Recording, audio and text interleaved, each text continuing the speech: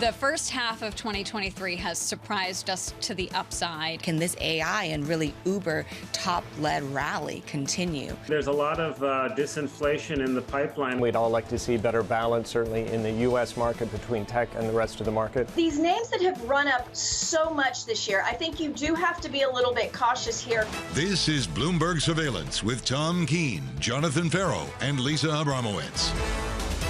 Let's get your day started. Live from New York City this morning.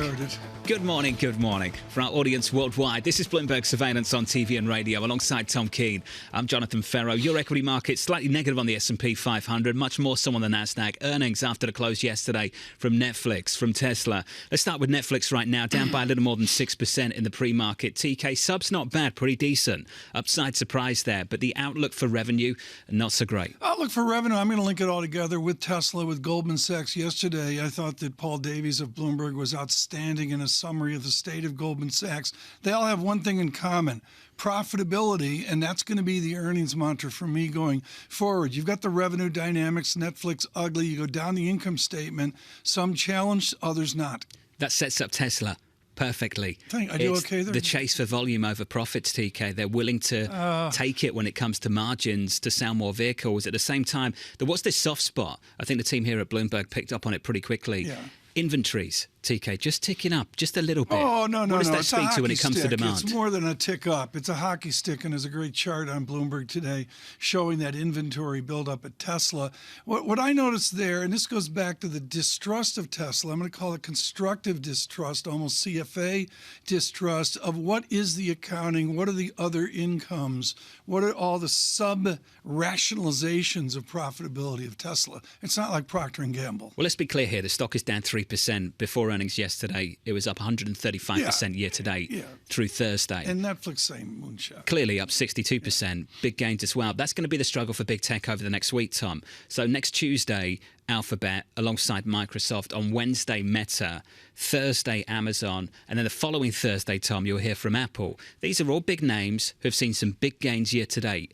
How do you validate those big gains with earnings after you've seen such massive moves year to date? Well, there it is. And Mark Gurman publishing yesterday and moving Apple with a moonshot up on how will Apple AIN. Some people push back. The stock came back down. I think it's above $3 trillion right now. You can look at that, folks, in the Bloomberg terminal. The DES screen, $3.068 trillion. But the answer is smart people like Mark Gurman are looking, and this is something absolutely new, John, for financial TV and radio. They're actually looking at their business plans. What's the business plan of Tesla? Can you see John Ferro in a Tesla? What's it called? A Cybertruck? A Cybertruck, yeah. You know, when will it make money? They're going to get rolled out in a bigger way in the next 18 months, I believe. Okay. Huge demand for them, Tom. Massive order book. Oh, yeah. Massive. They look pretty cool. You don't think they look pretty cool? I remember when they were first rolled out. Do you remember that demo, that launch day? Several years ago. Yeah. And then they threw the rock through the window and everyone laughed about it, me included. And then you look at the order book, Tom, through the roof. I mean, I think David Ricciardo's ordered one. David. Would you like to do the promo and get his name right? Oh, no, you get it right because you'll get it right. Daniel Ricciardo. Daniel Ricciardo. Later this hour, 6:45 a.m. Eastern Time. So in about 42 minutes from now, he has a seat, TK. This is big. Still part of Red Bull, but he's going to AlphaTauri for the rest of the season. Very, very cool. We actually heard from Christian Horner speaking in an interview, TK. Yeah. And he suggested that he was doing this tyre testing with Daniel over at Silverstone in the Red Bull. And within like 10, 11 laps, they just knew he's still got it. Yeah. He's still got it, and they made a move really quickly to get him a seat. Good morning to America on this. Why are we doing this? Why are John and I doing Christian Horner, Aston Martin, all the rest of them, the people we've talked to? It's a huge global audience, and the business of it is extraordinary. I mean, the Massive. money involved. There's no bounds to how GM, Cadillac, or Honda want to get into the game. There's no other sport equivalent right now. Do you think we can get Bloomberg Surveillance on the side of an Alpha-Tauri? Well, you know, the Death Stars with McLaren. We're not going to happen. McLaren right now, but, you know, I can just see. I got to talk to Mike this week and see if we can get a Bloomberg Decal on one of these. Let's see if he bites. You know, I think we'll see if he bites. Stop him in the hallway. Hey, Mike, $5 million. Let's go. Sure, let's go. Let's check out the price action action. Let's get to that right now. Equity futures a bit softer on the S&P. We're negative by 0.16%. Bit of data later this morning. Jobless claims. It is Thursday, of course. That comes at 8:30 Eastern time. But we need to sit on the bond market just for a moment. We're down 4 basis points on a 10-year, 378. Yields have come lower. Let's be clear about that. We're down on 2s, we're down on 10s, we're down right the way through the curve. But, Tom, one thing hasn't changed. 2s, 10s is still deeply inverted at negative 102 basis points. Bit chagrined at the news flow in the last 24 hours. For Global Wall Street, this is front and center. The re-inversion of the 2s, 10 spread. I'm going to let the experts tell us what it means. But to review, to go from a negative 111 up to a constructive negative 94, and we've pulled rapidly back negative 102 now, a full percentage point difference, a 2-year higher than the 10-year yield. We'll come back to that a little bit later. Let's just finish on foreign exchange. The euro clinging to 112, slightly stronger today against the US dollar. Euro dollar just about through 112. On my screen at the moment, we are at 112.10.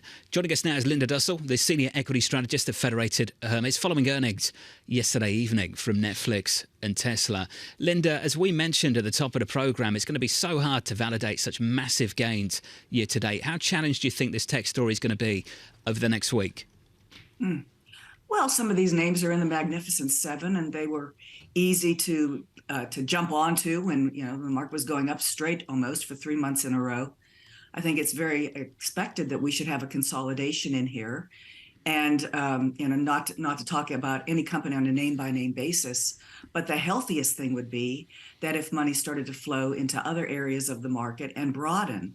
And actually, we did see the equal-weighted S&P outperform the market cap-weighted S&P in the month of June. So a bit of a pullback here after almost a parabolic rise here in the last few months would not be a bad thing at all, to move away a little bit from the NASDAQ. If we see earnings lift up, do earnings lift up because of margin surprise, or do earnings lift up because of a revenue lift? Well, that's the interesting question, and we surely do hope that earnings will go up because profit margins have been declining for 15 straight months here, and from an all-time record high. But we really want those profit margins to stabilize, at least stabilize, and there's some evidence of that. In terms of the revenue piece, that would be the very good sign of a continuing strong economic situation here, because you've seen inflation start to slip a bit here, and that can challenge the revenue line, and that can challenge the overall earnings picture. So that's why here we are in the midst of the earnings season, and we're looking for, particularly where the margin line is concerned, what companies are saying about their outlook. So it's kind of an interesting time for a pullback to be expected then. The fundamentals at Federated are grammed out and coddled. It's really belt and suspenders analysis. Linda, you've led the charge on that. On a factor basis, which factors matter forward? Is it growthiness? Is it momentum? I know that's anathema, but which factors matter in the Dussel universe? Well, the most important things, I guess, going forward are, can we have the mild economic recession, which we at Federated Hermes have been calling for, and maybe towards the end of this year, just a mild recession, and inflation continuing just to grind down enough to where Jerome Powell says, I can stop raising interest rates. And so, it's mainly about inflation and the strength of this economy and the resiliency. We keep reading about the resiliency of this economy. We still have a lot of money flowing through the system. That is a challenge for inflation. We need to have that roll through. We need to have unemployment rise, but not too much. So it's kind of more of a balancing act of all these things. And as we all know, the Fed in their tightening campaigns historically were unable to give us a soft landing. Maybe Linda, we get it this time. Help me understand this soft landing and disinflation story when it comes to top-line revenue growth. This is something Tom's focused on, me as well. When we had inflation, we had guest after guest tell us we live in a nominal world, this is going to be good for top-line revenue growth, and now we have disinflation and we're told this is good for equities, it's good for earnings. Linda, can you tell me the relationship between disinflation and revenue growth, top-line growth at S&P 500 companies? Well, sure. Disinflation is something that we're rooting for ideally 2% inflation is Goldilocks inflation. And when it comes down, that's good news. If you're a company, however, you have expenses, and some of the biggest expenses that you have will be your labor expenses. Lots of people, as we know, have been able to get excellent year-over-year wage hikes, the likes of which we haven't seen since the 1970s. And we look particularly at the Atlanta Fed wage tracker, which the last number I saw was in the high 4s in terms of year-over-year. You're still seeing employees getting wage hikes. If wage hikes come, as inflation starts to slip and the revenue line starts to slip on a nominal basis, that's bad news for corporate earnings, which is what we're bidding on when we bid on the stock market. So that's kind of the tough spot for companies. And it's something that happens in every cycle as you get to the farther end of the cycle where expenses are higher and the revenue line starts to slip a bit. So, Linda, are you backing away from labor-intensive sectors on the S&P? Well, I wouldn't say necessarily that's to be the case. I would say that it's more of a GARP situation right now in terms of the S&P 500. We do have some favored sectors that we like that are inexpensive, but it's very important to watch company by company. It's a stock picker's time right now who are able to manage their expenses. I wouldn't say any one particular sector I'd avoid because they have a problem there. If I were an employee who was being paid a little bit too much versus what I'm worth, I may be a little bit nervous here because when unemployment starts to rise historically, it goes fast. Linda, just quickly, final sector right now, favorite, what is it? Favorite sector, I'm just going to tell you right now, we are seeing the economy potentially get slower. Let's go for those high quality dividend stocks. They are dirt cheap. Nobody likes them right now, and you're going to like them if the Fed does what it always does, which puts us into recession. Linda Dussel there, a Federated Hermits. Linda, thank you. God, with a message for Chairman Powell going into next week. So. It's your fault, Jerome. Have you seen our survey here at the Bloomberg, Tom, on the Federal Reserve? This came from Steve Matthews and a team. Ultimately, the average forecast now is for one more call, one more hike next week, and then done for the rest of the year. Let's see if that changes later this summer. I'm going to go with the done part, and I'm going to go with the use of not cutting rates until whenever really gets a lot done. It's extremely efficacious to get where you are and then keep rates where you are for 1 meeting, 2 meetings, 3 meetings. That alone will be entertainment into 2024. But the idea of when do they cut rates, I don't have that framed in my mind yet. I just can't see it. People sort of putting March out there, March next year. But I remember when it was later this year as well. That's the question we're asking, one and done or more to come? Bank of America's Mike Gapin says more to come.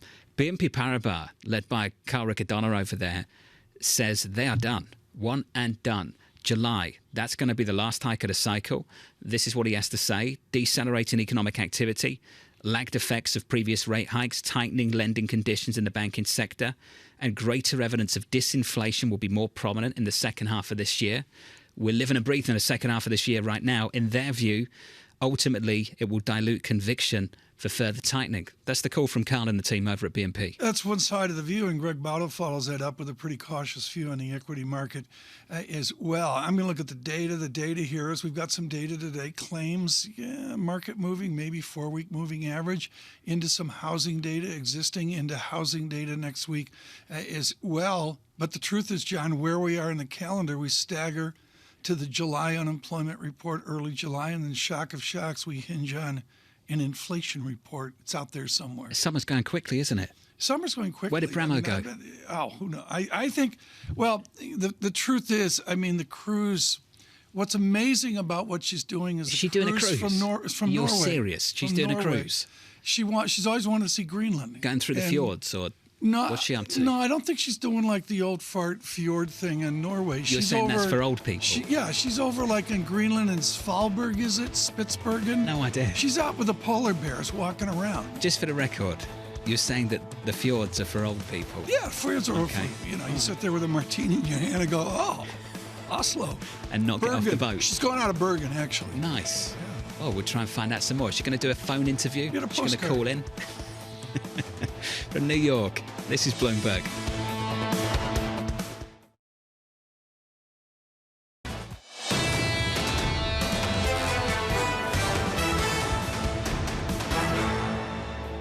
Only a small percentage of our members are on the ads tier, even with the moves we just mentioned. Nice growth in the ads tier, but still off a small base. And we're really early in terms of paid sharing impacts, including extra member, for the reasons that Greg mentioned. That's going to build up over multiple quarters. That was Spencer Newman, the Netflix CFO, weighing in on their latest results. Subs coming in way better than expected relative to the median estimate in our survey of analysts going into the earnings report. The outlook for revenue a little lighter. Let's talk about what it's doing to the stock. The stock this morning is negative by about 6% at the moment in pre-market trading. Netflix there down by 6.3%. Tesla making a comeback. There was some disappointment after the close yesterday, but we're only down 3%, Tom, relative to a 135% gain year to date before the numbers came out. I look at this on a standard deviation basis. We're not going to do the math now. We don't do math on Thursdays, but the bottom line is, John, these are trivial pullbacks in the expectation moonshot we've seen out of both stocks. And barely making a dent in the S&P 500 this morning. The Nasdaq a whole lot lower, but equity futures on the S&P, we're negative by 0.1% right now. No drama there whatsoever. In the bond market, yields bleed a little bit higher, up 3 basis points, 378.35. Going into data later this morning, Tom, jobless claims about 2 hours away. Data here into the earnings season. And John, I'm just going to look at levels here right now. I got a Dow close 35,000, SPX rounded up 4,600, NASDAQ 15,008. I guess I'm going to round that to 16,000. These are grudging bids even when the markets go down. I mean, I don't sense here a giveaway. We're talking about a market, Tom, that's up by more than 40% year to date on the NASDAQ. And if that's a disappointment, you'd expect that to be down a little bit more than just 0.6%, right, in early trading. I'm not sure what that tells you, but it's something. What I'm going to do, and I think I can speak for the pros, what the pros do is not only look at the last 6 months, the last year, but where are we pre-pandemic? Geetha Raghunathan is expert at this. U.S. media analyst for Bloomberg Intelligence. Geetha, let me go to what's important. Have you seen Barbie yet? No, not yet, but I'm looking forward to it. There's actually going to be the double feature. It's Barbenheimer. Yeah, well, there's Barbenheimer and all that. I guess we'll talk about that once we see the box office. I do want somebody emailed in, folks, and yes, there is a Ken surveillance. It's the more solid kind of Ken. You know, it's a different Ken than what you had in the 60s.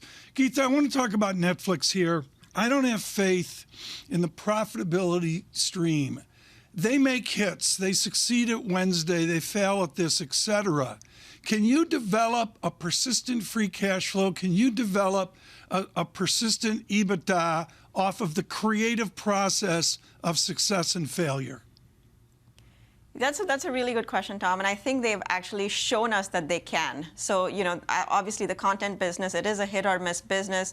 It's very unpredictable, as you just kind of pointed out. But if you kind of looked at that report yesterday and you looked at the free cash flow story, I mean, this is a dramatic turnaround in what Netflix has been able to achieve.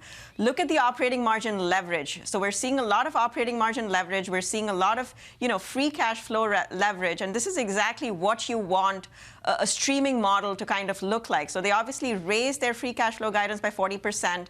And there is going to be a little bit of lumpiness. I mean, we're looking at over $5 billion in free cash flow. And going into 2024, again, we think it would probably be $6 to $6.5 billion in free cash flow. So this is going to be a persistent, growing, sustainable positive free cash flow story for many years to come. Do they have the ability, do they have the elasticity to raise prices? We saw Peacock, maybe some would say desperate, come up $1. Can Netflix ruin my afternoon and come up $1 or $2 per month?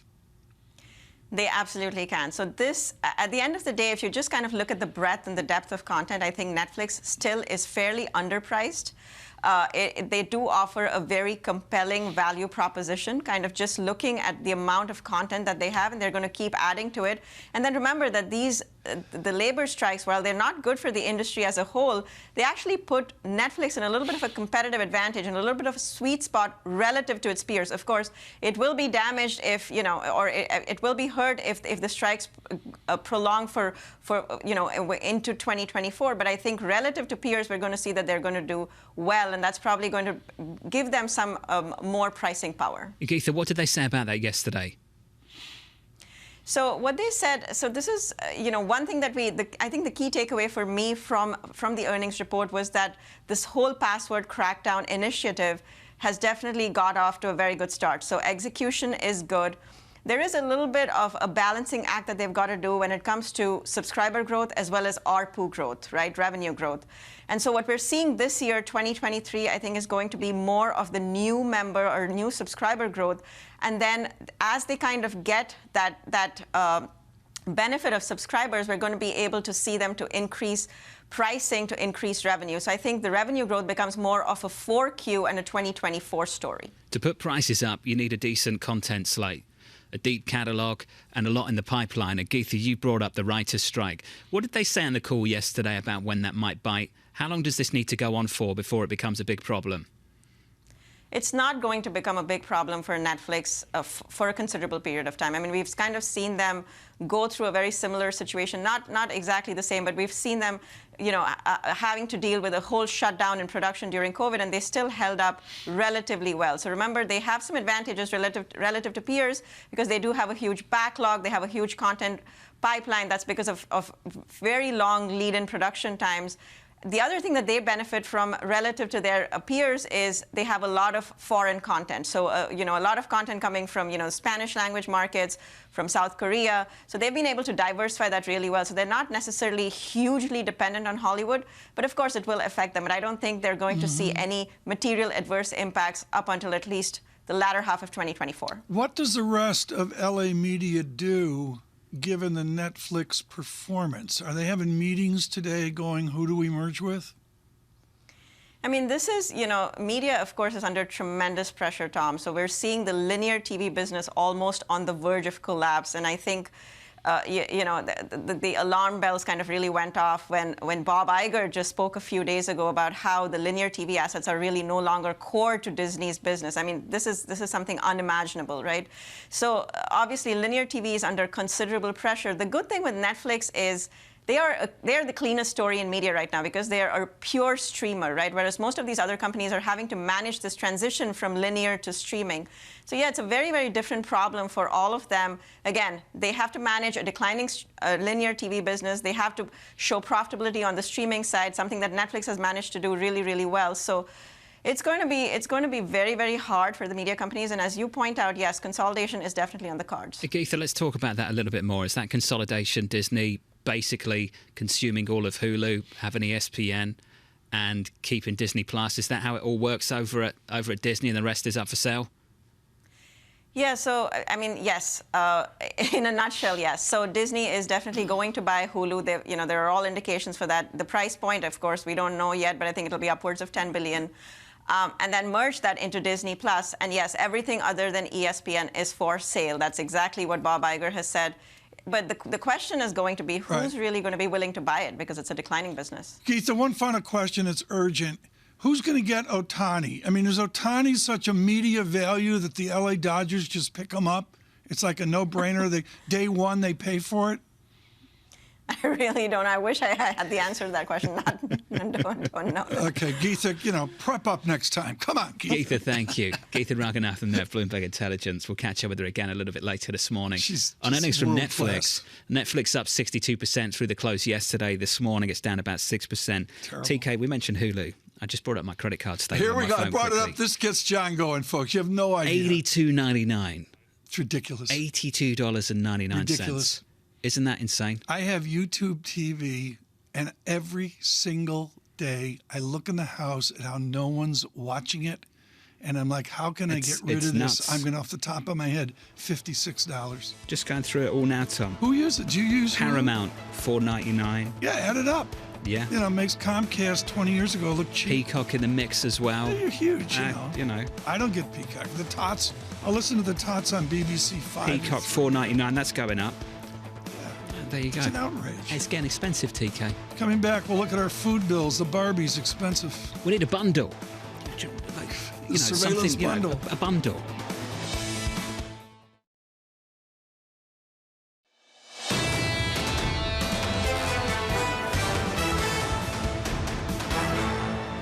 Equities this morning look a little something like this. Welcome to the program. Your S&P, your Nasdaq 100, the S&P 500, negative 0.1%. The Nasdaq down by 0.6%. We'll dig into the Nasdaq and some of the single names behind that move lower in just a moment. This just in from HSBC and Max Kettner, who's been constructive, risk on and right through 2023 so far. He says we extend our constructive stance on risk assets as fundamentals are still supportive.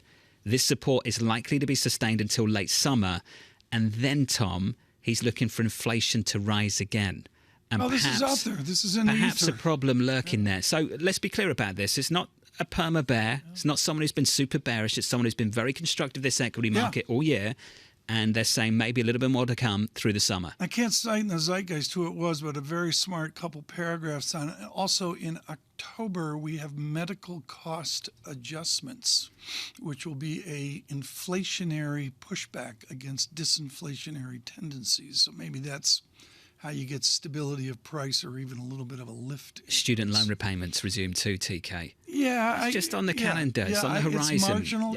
I'm with you. I agree on that. I mean, we're not going to go through all the earnings right now. These guests are too important that we have in the next 30 minutes for you. But, you know, we're seeing J&J. I mean, we'll get to it. I mean, thumbs up. United. Thumbs up. D.R. Horton, home builder. Numbers just now. I mean, there's a little bit of thumbs up. EPS, 390. The estimate. 283 we don't do revenue, like 9.73 billion. The estimate, 8.36. Upside surprise there for D.R. Horton just moments ago. Let's turn to the bond market just briefly. 2-year, 10-year, 30-year. The 2-year looks like this. Yields up 4 basis points, 480. The 10-year looks like this. Yields up 3 basis points, 378. But that curve, Tom, has got inverted again down to negative 102. Negative 102 this morning. Just right through 103. Deep is what inversion. I'm saying. Yeah, 98, 99, and further an inversion down. So that's important here to mix as we wait for the data in 2 hours. Let's follow forward, throw it forward, push it forward into the euro and the FX market. The euro looks like this. Had that big, long winning streak on euro dollar. Snapped that earlier in the week. Still clinging to 112 or 112.10 at the moment on that currency pair. We're negative by 0.1%. Just want to turn to the single names out there at the moment, Tom. We talked about a few of them, Netflix and Tesla. Netflix at the moment down by 6%. Subs were pretty decent, tidy. The outlook for revenue, a little weaker though. That name is struggling. Not struggling year to date, struggling on the session. Year to date is still up by 62% before today's move. Tesla chasing volume over profit. Elon Musk is not shying away from that. The name is down by about 2.9%. Just in terms of inventories, they're ticking higher. We're going to talk about that later in the program. Just a bit softer there, but relative to what? Relative to a 135% move year to date on that name. And here's another one, Tom. It's an airline. United is up by 2.9%. Yeah. United Airlines liking what it sees for international travel. TK, I think many people listening to this show right now, living it. I have a relationship with United Airlines. I want to be clear about that. But Scott Kirby sent me a love note, I think 18 hours ago. They are rapidly expanding across the Pacific Ocean. It's something literally out of the 60s or 70s.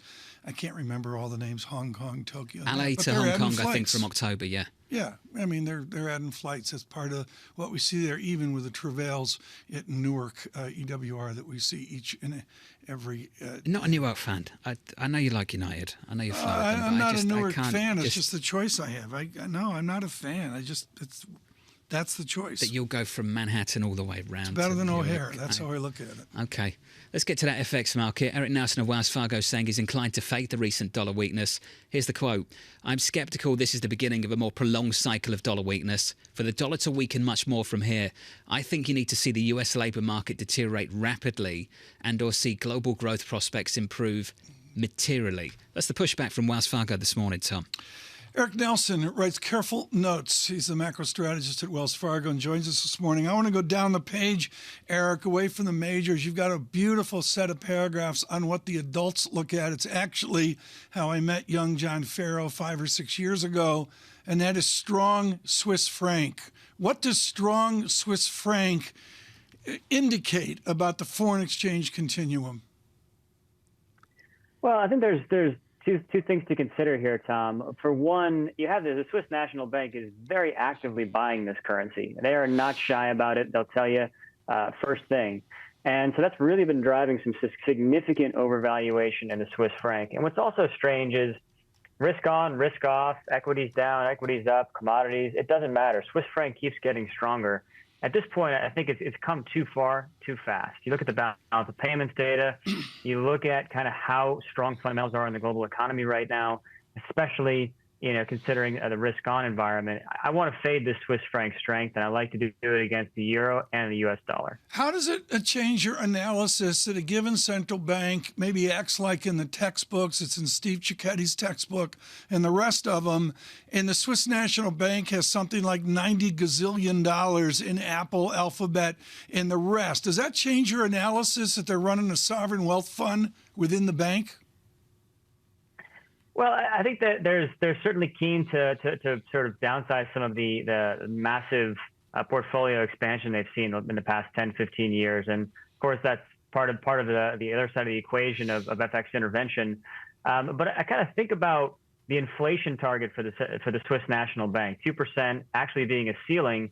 They're pretty much the only central bank in the G10 that's actually achieving their inflation target.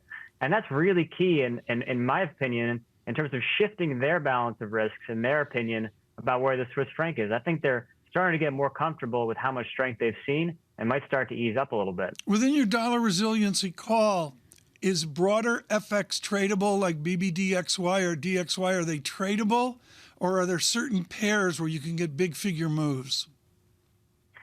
Well, look, dollar yen is going to be really interesting into the meeting next week. There's some excitement about Ueda's speech earlier in the week, and maybe that it's a signal the BOJ is not going to do anything, so you see dollar yen trickling back higher. But really what we've seen ahead of the last 2 or 3 meetings, the Bank of Japan has actually explicitly, via the media, signaled they're not going to do anything. We haven't heard that yet. So to me, next week is still live, and there's still potential for big vol in either direction in dollar yen. Eric, real quick here. Ferro wants to get in. He's looking at me like Bramall looks at me in the middle of an interview. Eric, does it matter that Mr. Ueda has major English skills, Western educated in that versus Kuroda? Is the analysis different because Ueda's day-to-day psychologically more accessible? Well, certainly we saw this earlier this year, Tom, right, in terms of some of the difference in the Japanese language and English language communications, this shift from persistent to patient monetary easing. That's an important shift, right? The BOJ doesn't often change anything in their language, so you want to focus on it when they do. And so I do think there's still potential for more changes to policy. The question for me is, what are those changes?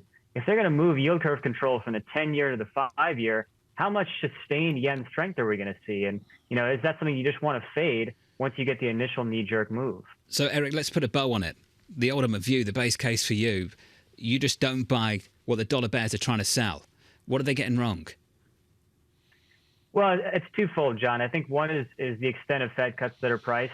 Look, I think it's completely realistic that we'll be in a U.S. recession maybe later this year, early next year. I know it keeps getting pushed out, but the extent of tightening, at some point, we do think the recession is going to come. But to see 150, 200 basis points of cuts priced for the U.S., given where the labor market is, I think that there's room for that to be reduced. And then I also look at the growth picture. Europe, China, really just not inspiring me. And the policy easing we've seen from China thus far, I know we have Politburo next week, but thus far has been pretty underwhelming. Whereas in the U.S., growth is good enough, I think, to keep the dollar on pretty solid footing here. So, Eric, let's talk about inflationary trends as well, not just growth trends. I spoke to someone recently that expects inflationary trends, regionally speaking, to diverge. Are you saying they converge, they diverge? What are you expecting, Europe, UK versus US, when it comes to price pressure? Well, I think for Europe, there has obviously been a significant softening and underlying pressure. Whereas in the UK, yes, we've come off a little bit. But I do think that, it's still at 6.8, 6.9%. That's pretty high. The question for me is really, what's the Bank of England going to do about it? They've been very hesitant to really step up and have been being led by the market. So I think they're going to downshift to 25. And I do start to worry more about inflation expectations, market-based in the UK. That, to me, is one of the most important indicators you need to watch here over the next few months, particularly given the fiscal situation in the UK. Oh, I'm asking for a friend. Ban sterling for us. What's cable going to do here? Give me a point. Well, Tom, I think the trade you want to be in for a longer period of time, 3 to 6 months, is being long euro against sterling. But I do think that in the short term, the next few weeks or so, really because of how far dollar weakness has gone, I think cable has another couple big figures to run here, 125 to 126. At that point, maybe people reassess. I think the carry story maybe supports sterling for a little bit longer. But I do think that longer term, the euro sterling higher story makes sense over a few months. John, that doesn't get us out to Arsenal Tottenham. I mean, I can't do a tradable thing there. You're looking for a weaker pound for that. I want to get a better cigar at the Lanesboro, but I don't think I can do that off that trade that Eric's arbitrage. 125. You want it lower than that? I'm trying to arbitrage a really decent cigar at the Lanesboro, and I just don't think I can do it with that trade. Okay. Eric Nelson of Wells Fargo. Eric, thanks for that.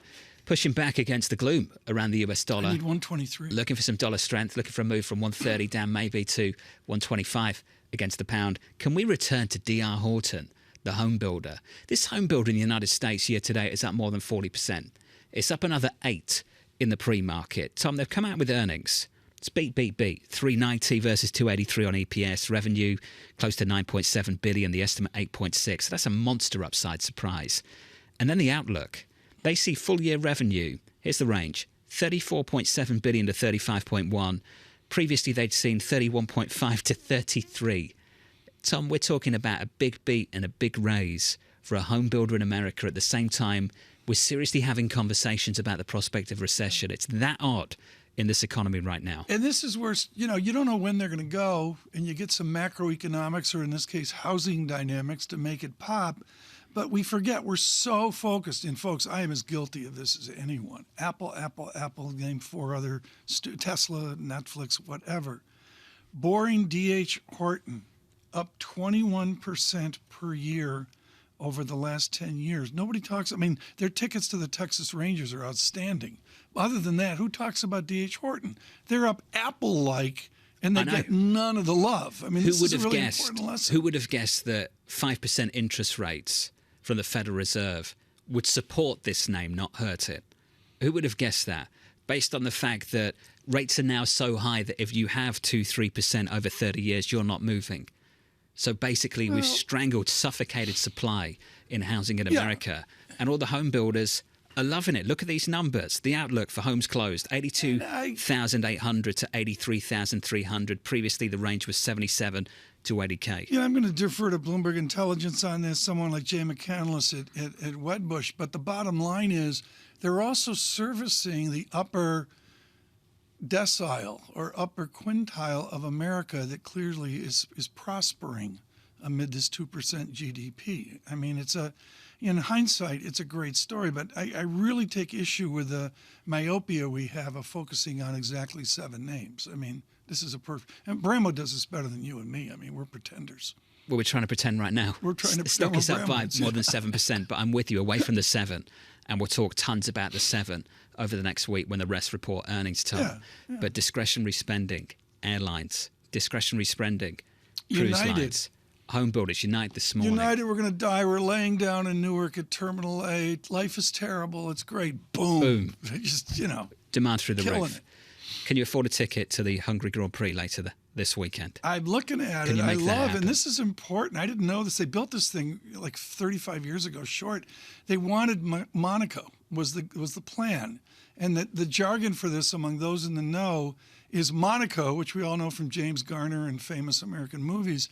It's Monaco without the barriers. So all of a sudden, I'm really interested. I may have to watch the practice tomorrow and the qualies on Friday. Quali, nice. Quali, got that? You're pretending really Ricciardo well. just fell off his chair over in England. Coming up next on this program, the wonderful Daniel Ricciardo of Formula One team. Doing it for real this weekend. AlphaTauri. He's got his seat back.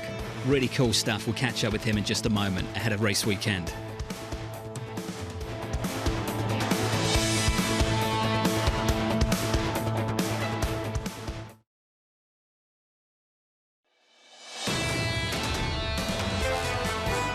It's frustrating to be on the sidelines and to watch, but that's also building like this fire and that desire back. So the plan is to find myself a seat next year, and but I don't want to just be there. I don't want to just get a seat, to say I'm an F1 driver. I certainly want to find my way back to a podium. That was Daniel Ricciardo, F1 racing driver. That was about 2 months ago. 2 months ago, looking for a seat for next season. Well, we have some good news. He has a seat for this season. TK and AlphaTauri. Really cool stuff into race weekend this weekend. We welcome all of you worldwide and across America from the guy who made major headlines 3 months ago, styling at the Met Gala. He's moved from the Met Gala. He's doing a little better than the Met Gala with the beautiful people. It's a new Daniel Ricciardo. Just really good stuff. Daniel Ricciardo joins us now, Formula One driver for AlphaTauri. Daniel, wonderful to have you with us. And first of all, congratulations. It's going to be fantastic to see you in a seat this weekend. I actually want to go back a couple of weeks if we can. You went into the car to do some testing, I believe tyre testing in Red Bull at Silverstone. And for many people, they assume that was the game changer. Daniel, can you tell me what it was like to get in the seat and tell me how well that went and how quickly it came back to you? Firstly, thanks for having me back. Appreciate it. It kind of gave me everything I wanted to feel again. You know, I hadn't driven since the last race of last season. So it was about 8 months. And I was very curious. I was like, okay, I'm probably going to feel a little rusty, but I'd also been doing a lot of sim work, and so I'd kept my eye in, but hadn't driven, the physical car. And I got in, and it felt all like normal and natural again, and it went really well. And I think that was like the last box that needed to be ticked to kind of confirm the comeback. Just so I have a decent idea, Daniel, what kind of lap times were you putting in, and how long did it take to put those kind of lap times in? Did it take 5, 6, 7, 8 laps? What were you putting in? It was, it went well. It went well. So so the very first lap I did, I was like, oh, this feels fast. I haven't driven this fast in a long time. So, it's nearly like your brain and your like eyes need to readjust just to the speeds and everything, let alone like your body, the physical forces. So like the first lap in a way felt like a bit of a shock to the body. And then, but from that point, I quickly got back into it. Like it all felt normal again. So I did one run just to get my eye in. So that was about 6 laps or something. And then the next run, we put on some new tires. And that's when the first lap, I was pretty much down to the pace. Well, I hear it's better than that, Daniel. I hear it's better than that. What I've heard is that actually it would have put you at the front of the grid at Silverstone on race day. Is that right? Yeah, it was good enough for a front row. So that's amazing. I was like, look, I obviously like believe a lot in my ability, but I know that being out of a seat for a while, like there's going to be a few cobwebs to kind of dust off. I didn't expect for it to go that good. So I was like, I was grinning from ear to ear. Daniel, I ponied up $120,000 last week for the simulator, which is somewhat almost like what you, Max Verstappen, and others do. We see it on the Netflix movies. You guys are in the simulators wasting time from photo shoot to photo shoot. Explain what a simulator can't do. I'm fascinated by your leap from simulators to Budapest, which some people say is Monaco without barriers. What's the jump from simulator to actually doing it? I mean, it's still a legitimate jump. I think the simulators now are very good. Like the teams purpose build them. These aren't simulators that you can have at your home. They are beyond next level. So they feel like you can kind of get, what I'd probably say it feels like maybe 80%, 85% of the real thing. So it gives you enough of a feeling and enough of an idea. So it definitely helped me get up to speed. But, there's no like physical aspect of the simulator. You don't get the G-forces and that's the side forces, John. So there's a lot that's still, like tire management, all that sort of stuff is then that's all on track, real stuff that that I have ahead of me, obviously now this weekend. So it's prepped me, but I've still got a few things to get on top of. Well, let's talk about this weekend and beyond. So you're obviously going from a team as a reserve driver, Red Bull, at the top of the pack, top of the standings, to a team at the bottom of the standings, AlphaTauri. It's back to your Toro Rosso roots. You know how to get it done in a slower car. So talk to me about how you're going to define success, not just for this weekend, but for the rest of the season. I mean, it's really, I think, as you said, like the car I drove last week was the best car on the grid. So in a way, part of me needs to like remove that feeling. But getting into that car last week, I just kind of jumped in. I was like, let's just see how it goes. Let's just drive, use my ability, have fun with it. And, that's the approach now. I think, it's so easy to overcomplicate it. Yes, this team is having a difficult season. There's going to be some things we're going to have to work on, but I think the approach for me needs to be just go out there, drive it, and then we go from work on its weaknesses. And I think I just need to focus on getting the best out of myself first. Daniel, I noticed at Silverstone that like Lando Norris is getting all the love. I mean, Florence Pugh wants to hang out with Lando, not Daniel. I get it. I mean, there's no question about this. You have been through the ups and downs of this. John mentions Budapest, and I think Austin's out there somewhere as well. Is this a sequential process you have to get back into it, or is this something you can figure out and practice to tomorrow, nail in the qualies, and get something done on Saturday? I mean, I would say realistically, it's a bit of a process. I can't probably expect everything to fall into place on the first weekend, but let's see what happens. Like, I also... Daniel, I've never seen you this modest in my life. I've never seen you this modest in my life. Let's finish on this. Hopes and dreams. I know you've got many. Have you got your eye on that second seat at Red Bull? Not for next year, but the year after that. I mean, that is where I would love to get to. And this for me it's an opportunity for sure, back in the sport, back in the Red Bull family. And I know if I can capitalize on this, it could potentially lead to that. So this is all part of it. Daniel, congratulations and good luck for race weekend. And next time you're in the States, drop by New York on the way to Austin and Vegas. We can catch up. Daniel Ricciardo there of AlphaTauri. Thank you, sir. TK, just very cool going into race weekend. This is much to your heart and soul as well. And to me, it's the race course he's going to be on, which seems to be really challenging, really bumpy. The clear wrap is it's a dry, dusty course. And once you're there, you can't be like Sergio Perez and start at 15 and go up 7 notches. So the tension's just, as I alluded to, it's in the practices. It's in the qualities here maybe more than he played races. It down. Tom, to go from the simulator to the actual car and put in lap times after something like 10 laps that would put you at the front of the grid. Right. It's just amazing. Yeah. It's amazing. And from what I understand, based on reporting, that the driver that had the other seat at AlphaTauri, literally 10 laps into Daniel Ricciardo testing, they made the call and sacked the driver and brought him back. It was that fast. Well, and again, this is part of it. And you see it in the Netflix series, folks, as well. Let's review this, John. There's 10 teams.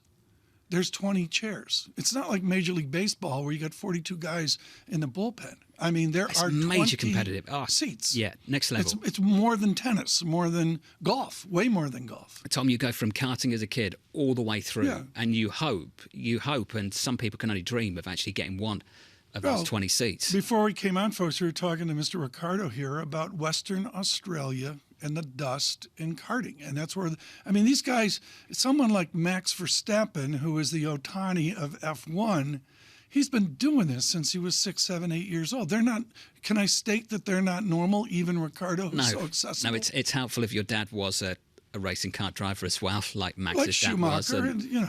And you have to put a lot of money into this. How do we follow this? Stuart Kaiser, good luck to you. Stuart Kaiser. Stuart's going to join us shortly. The G-forces on the equity market. We'll get Stu's call on race weekend and hopefully on the S&P 500 as well. Futures right now, negative 0.1% on the S&P. Yields a little bit higher by 4 basis points on a 10-year, 379.33. Couple of names you need to look out for this morning. Netflix is down about 6% in the pre-market following earnings. The outlook for revenue, not so great. Tesla down 3%. Elon Musk committed to chasing growth and volume and not profits for now. From New York, good morning.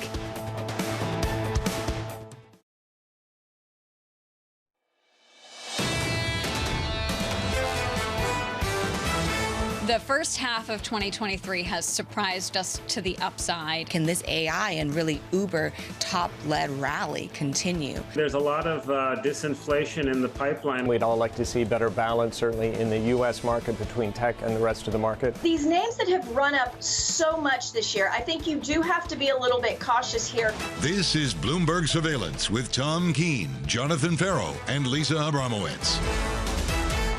Live from New York City this morning. Good morning, good morning. For our audience worldwide, this is Bloomberg Surveillance on TV and radio alongside Tom Keene. I'm Jonathan Ferro. Your equity market right now on the S&P 500, negative 0.1%. Some of the action is not in big tech, it's elsewhere. It's the home builders, the airlines, United doing nicely in the pre-market. DR Horton in early trading, absolutely flying. It's a beat in a race from another home builder in America, TK, after a decent run of gains through 2023. Many stories today about American enterprise. Those are some of the good stories. We've been alluding to the home builders and what United Airlines did in a blowout quarter. Johnson & Johnson, good as well. I'm going to go to Cleveland. Full disclosure, folks, ancient family connection here to the wonderful Key Corp. And the answer is they're not getting it done. Key Corp is flat for the last 10 years. They've done absolutely nothing round trip with all the bank struggles. And I'm sorry, John, coming out of this earnings season, you know I'm talking about it's 2023 being the year of the roll-up, the zombie roll-up. When does the bank roll-up start? I'm just waiting right now. You know who is getting it done? The airlines. American Airlines this morning, second quarter EPS 192. The estimate 159. The outlook, this is what they see now for full year EPS. Here's the range, $3 to $3.75. This was the range they'd previously seen, $2.50 to $3.50. So there's another one, TK. Are you bringing this up because you're halfway back in the line at JFK and you're just trying to move up in the line to get into the desperately lounge? to get concierge key at American Airlines. Put it that way, it's not happening. It's not happening. What is happening is we'll pay attention to the earnings here and we'll go down the income statement, which matters. And we're thrilled that we've got Bloomberg Intelligence, among others, to help us out as well. Curve inversion, 103. That's my data story of the day, John. Yields up 6 basis points on a 2-year, 482 on a 10-year, Tom, 379. Let's call it 380. Yields higher there by 4 or 5 basis points. We are a week away from a Federal Reserve decision, a week yesterday, and TK, we're anticipating potentially another hike from this Federal Reserve. Another hike is widely anticipated. The then what as well. What I would focus on is the modeling of rate cuts, which I've always thought was silly, way out front, way too premature.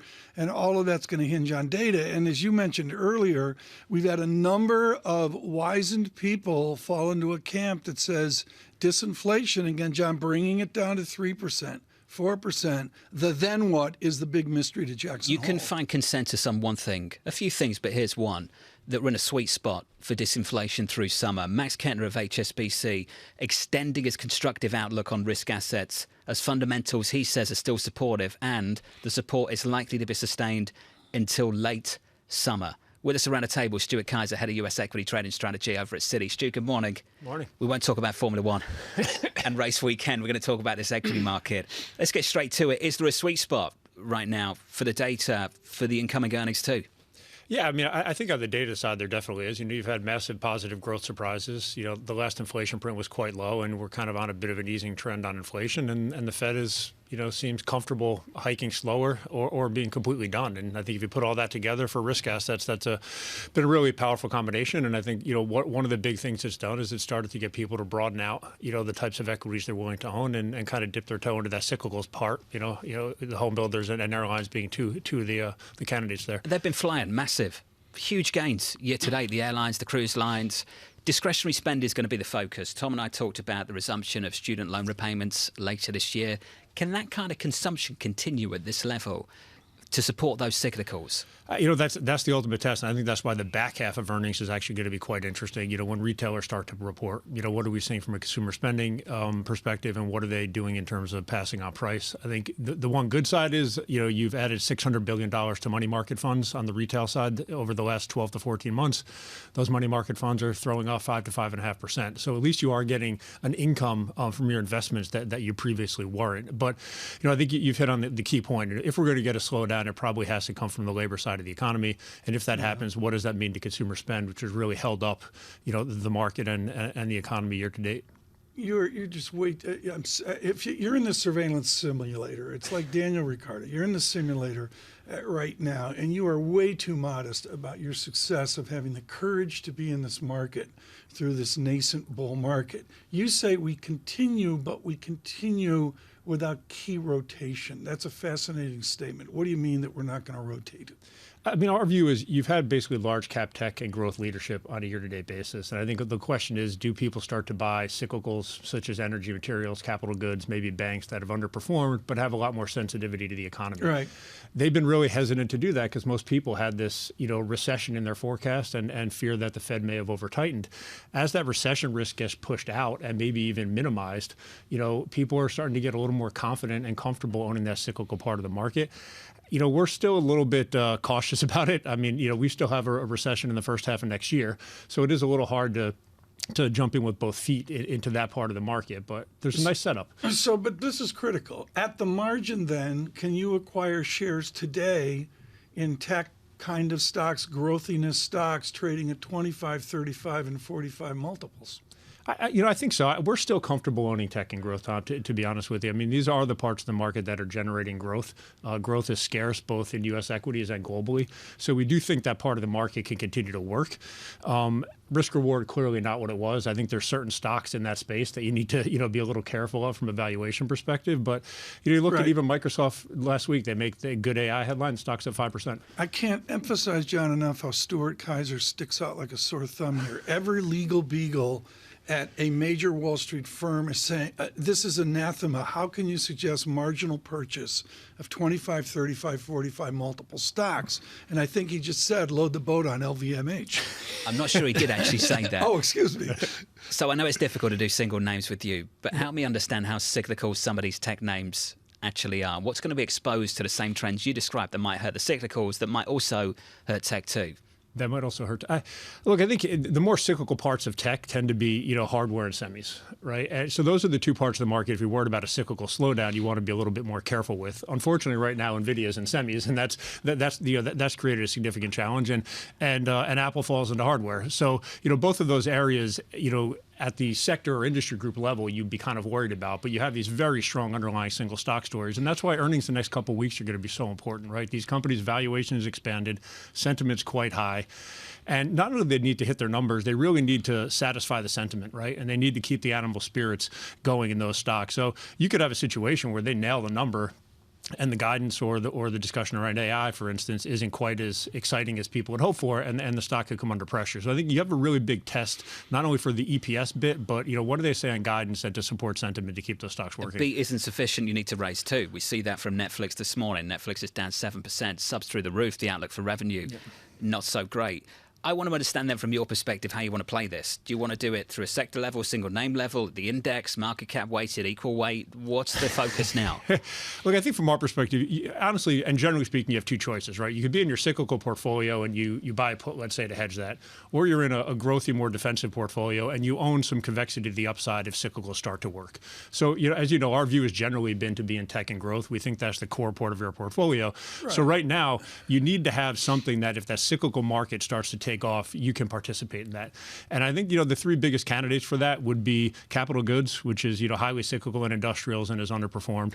And then energy and banks would also fall in there as well. Let me translate this. Convexity to the upside is an acceleration form if you buy the cyclicals and then they pop and that adds to your total return. Can I get quote unquote convexity to the upside in tech? It's a little harder right now. I mean, through the option space, you could probably get that. If you were going to do that, you're probably moving down the market cap structure within tech, right? So that's maybe like a NASDAQ equal weight. You stay in tech, but you're in your smaller software companies and some of these companies that maybe have a higher beta. Can you get convexity in mid-cap right now or international? Yeah, I think so. In international, you can. I mean, we've seen people sniffing around China again. We've seen some flows into EM equities. Brazil was a big popular trade for the last couple of months because folks are expecting some rate cuts there. So you can find it there without a doubt. But look, it's a difficult market. This isn't an all-in type situation. This is being selective about the areas you want. And look, if you think of the setup in tech to begin the year, it was a valuation had derated. People had sold massively that sector, and sentiment was quite negative. I think you'd put both energy and banks in that same category right now. What we lack is the catalyst. In tech, we had a catalyst. We had earnings coming out and then AI that sort of triggered a reversal of that setup. What is going to happen in banks and energy to do that? OPEC hasn't worked. On the bank side, we had some comments from CEOs about deal calendar. I think if you got a lot of commentary about the deal calendar and M&A picking up, the banks can work. But again, so you have the setup you want. You're searching for the catalyst. China. And we just haven't seen it.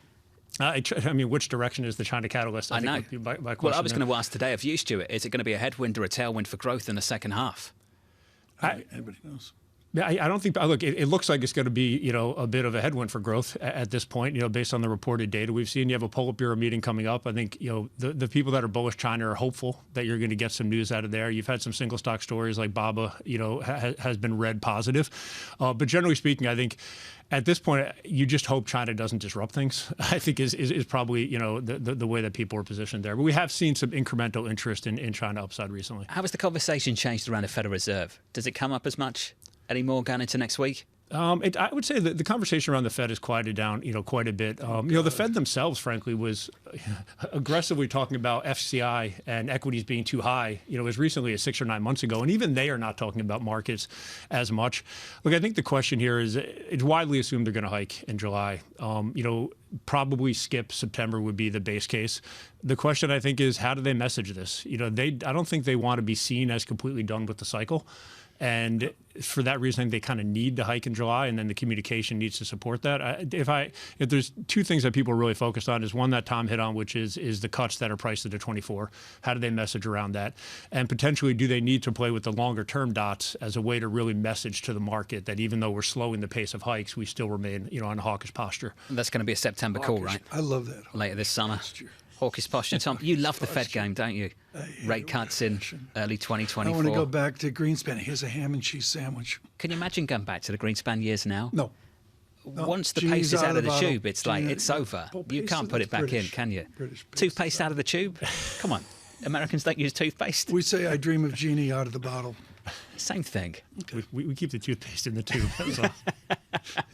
Stuart, thank you. Brilliant. I thought it was meant to be the other way around, but all right, whatever. Stuart Kaiser of UBS, of Citi rather. Yeah. He's moved on. I haven't moved on. I mean, Stuart Kaiser's channel, and Daniel Ricciardo wants convexity at Budapest. That's all there is to it. A lot of sport this weekend, Tom. Very cool. Looking forward to Premier League football coming back too. Early August. You've ruined me. And of course, the great affiliation with Liverpool here off the Red Sox thing I did. But I saw you make some news on that. Liverpool Echo. Nice. I'm large within the TK's Liverpool newspapers. Domestic UK local newspapers now. Nice. Daniel Levy's intern called me up and said, "What the hell is this?" Home of the Beatles. There we go. If you are just tuning into the programme and wondering what on earth this is, welcome to the programme. Equity futures on the S&P, negative 0.15%. Coming up a little bit later, Tom, we're going to catch up with Peter Chirm. Looking forward to this from Academy Securities. We'll get our teeth into what's going on, not just domestically, but also, to Stuart Kaiser's point, in China. What on earth is going to happen there? Do we get that big stimulus shift? Is it going to be a tailwind for growth in the second half or a headwind? My camp is I would suggest they have limited choice. The choice set of Beijing right now is really small and is about employing people, including 20% plus youth unemployment, whether it's fancy middle, upper middle class youth in the Pacific Rim, or it's a staggering poverty and low wage across all of China. So their choice set's incredibly small here, and they're going to make those decisions as we go through it. We get to one of your favourites in the bond market in about 15 minutes as well, Tom. Ian Lingen of BMO Capital Markets on interest rates, with a 2 10-year spread in the Treasury market at the moment at negative 103 basis points. We really haven't backed away from that, have we? No, we haven't. It's an adjustment day with that economic data coming out at 8:30. We begin the housing coverage. Jobless claims coming up a little bit later this morning. 1 hour, 15 minutes away. Tons of earnings out there. Starts to ramp up for big tech through next week. We'll go through the dates for you. Behind us after the close yesterday, Tesla, Netflix, United this morning, American Airlines getting it done, DR Horton getting it done. More on earnings in America coming up next.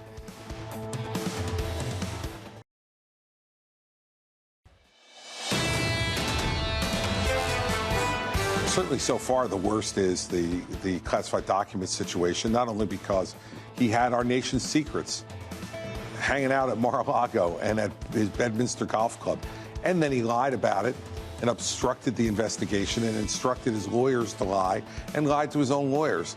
Those are some pretty bad facts that put a lot of loyal, patriotic Americans at risk.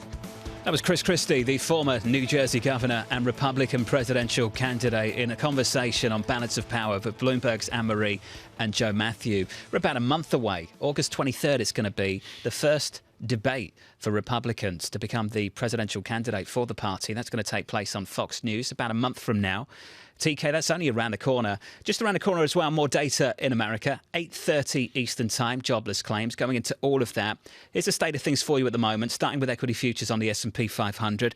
I'll give you a flavour of things cross-asset and then move to the single names. Equities are down about 0.16% on the S&P. Yields are higher by 4 basis points on a 10-year, 3.79. Dollar not doing much against the euro, clinging to 112. That currency pair at 112.02. Just to turn to the single names this morning. D.R. Horton, beat and a raise for the home builder in America. That name is up by close to 6% in the pre-market. American a little bit softer, seeing a modest profit for the coming quarter. We're down about 2% there, but ultimately still for the airlines in America. Let's not allow that intraday move to shape the narrative for what has been a boom for airline stocks year to date, Tom. A boom for the travel industry, and not just for the airlines, but also the cruise line operators, 3 of which are in the top 10 performing stocks on the S&P so far this year. The memory of an interview with Ed Bastian, I'm going to say 2 years ago, if not 3 years ago, and he was shockingly prescient about international coming to the rescue. I'm not sure he knew how it would come to the rescue, but to me, it's a huge international story. I mean, I don't see Southwest Airlines, JetBlue, or others giving us the kind of headlines we get from the majors. No, and they need corporate demand now, Tom, to pick up after the summer holidays. I want to get this one question into Anne-Marie Horton, our chief Washington correspondent. She is the starlet of Balance of Power and joins us this morning. Anne-Marie Horton, I'm lost, and explain to our global audience, the governor of New Jersey, Christopher Christie, I believe in a Bloomberg beautiful artwork I saw yesterday, has 2% polling. This is not Jimmy Carter in 1976. What is the hope and prayer for somebody like Chris Christie in your interview last night with 2% polling? Well, I think there's 2 things. One is that he really has almost a mission in this race, and that is to, what he wants to say, talk about the truth when it comes to the former president. It's difficult for some people for that to resonate, given the fact that he was an ally of the former president, but clearly he's not, and he's really one of the only few on this stage of Republican candidates that are really willing to go after Trump aggressively. Second, while yes, he's polling a little bit north of 2%, in New Hampshire, he's third with a 6% handle. That's where he's trying to spend a lot of his time. And he will remind you at what the polls were showing at this time in 2015. And at this time in 2015, Jeb Bush was north of 20%. And the former president, Donald Trump, was polling at 1%. So that's an historical statistic he really likes to remind viewers about. Anne-Marie, I've got to go on to the breaking news. This is John Hudson and Isabel Kushtaveyan in the Washington Post. It's out there also in the Zeitgeist as well. We've reached a new stage in Ukraine. Admiral Stavridis joined Bloomberg Surveillance yesterday and was heated that we have World War I-like activity in the south of Ukraine. And now we learned this morning that Ukraine is using cluster bombs. Is this a new stage of infantry combat in Ukraine? Well, it certainly is a new stage. This is something Ukraine wanted. They got these cluster bombs from the United States delivered earlier this week. And now the Washington Post says that they are being used on the battlefield. I would have to say the speed at which these cluster munitions were announced by the administration just about 2 weeks ago to then being used today is pretty rapid. This has obviously caused a lot of consternation for the administration because it is controversial, these cluster munitions. It was controversial at the NATO meeting I was at in Lithuania because about 2/3 of the countries on the NATO alliance are against using these cluster munitions, full stop. The issue, of course, the Ukrainians have, and the U.S. was able to see, and then in the end side with them and back them, is that Russia has been using cluster munitions throughout this war.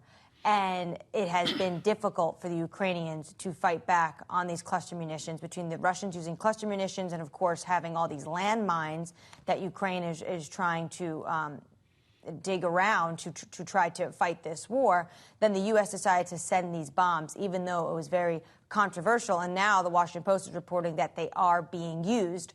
Of course, there's one thing we should note, and is that President Putin recently gave an interview for Russia State TV and talked about the fact that there would be consequences if Ukraine were to use these cluster munitions, of course, the same bombs that he has been using. So, MH, let's put two stories together. Did you get a feel from Chris Christie, the former governor of New Jersey, as to how this topic, the war in Ukraine, will play out on the debate stage next month? Well, he was pretty direct that he supports the U.S. sending aid to Ukraine. Again, he has been very critical of how the former President Trump has described and talked about Putin and this war. He does not think this is some sort of territorial dispute. He says this is a brutal invasion of Putin into a sovereign country, into Ukraine. And he was very supportive of U.S. aid going to Ukraine. This has been one of those issues that you've seen really a spectrum, a wide spectrum of candidates in the Republican Party. You had so far on the right Mike Pence actually going to Kyiv. Chris Christie didn't say whether or not he would make a visit to Ukraine, but Mike Pence, very hawkish on this, went to Ukraine. And then you had Governor DeSantis call it a territorial dispute and then really had to walk that back and start to ramp up some of his rhetoric against Russia and for Ukraine. So this will be one of those moments where I think Chris Christie will come off on the more hawkish side. MH, we know, though, that does not poll well with the party. You've seen that from Pew Research polls from the last several weeks or so. That might help you win the campaign as president, perhaps, maybe, if you want to run as that kind of candidate down the middle to bring two parties together. Is that going to help you win a primary? I think it's in all in how they explain it.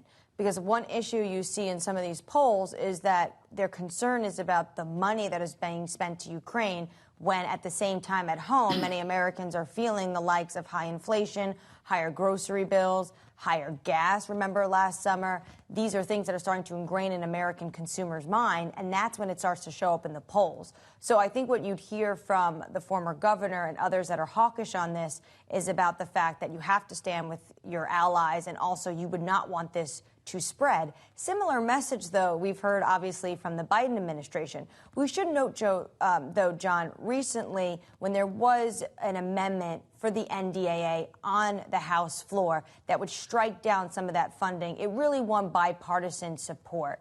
So, yes, some Republicans voted against that, but I would say still within Congress, there is bipartisan support from Republicans as well to send aid to Ukraine. AMH, thank you. Anne-Marie on the latest down in Washington. I mentioned that Pew Research poll, so let me actually show the results with you.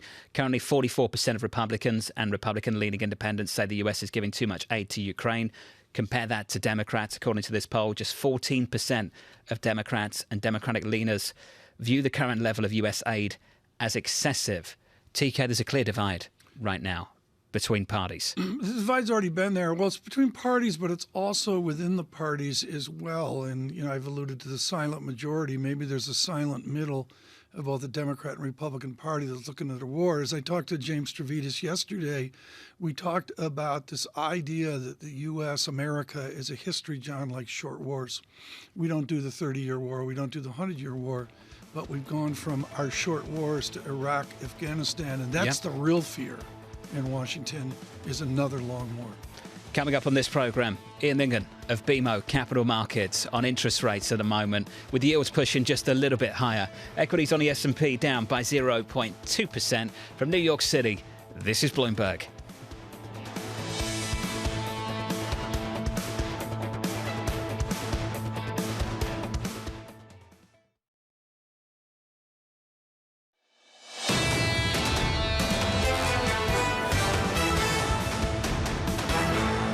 Live from New York City this morning. Good morning. Plenty still to come. Data in about 60 minutes from now. We'll get to that in a moment.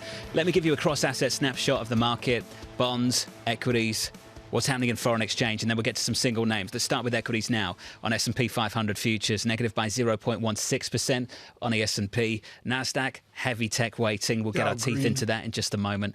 Negative 0.7%. Dow's had a great run, Tom. Dow's had a great run. Great run. Destin. Russell's up too. Carvana's 0.4%. Carvana's the next member. They're going to go into the Dow, aren't they? This from Max Kettner of HSBC in the last hour. He thinks this can continue. We extend our constructive stance on risk assets. Fundamentals are still supportive. He expects they're going to be supportive until late summer, and that's when he thinks inflation starts to climb again.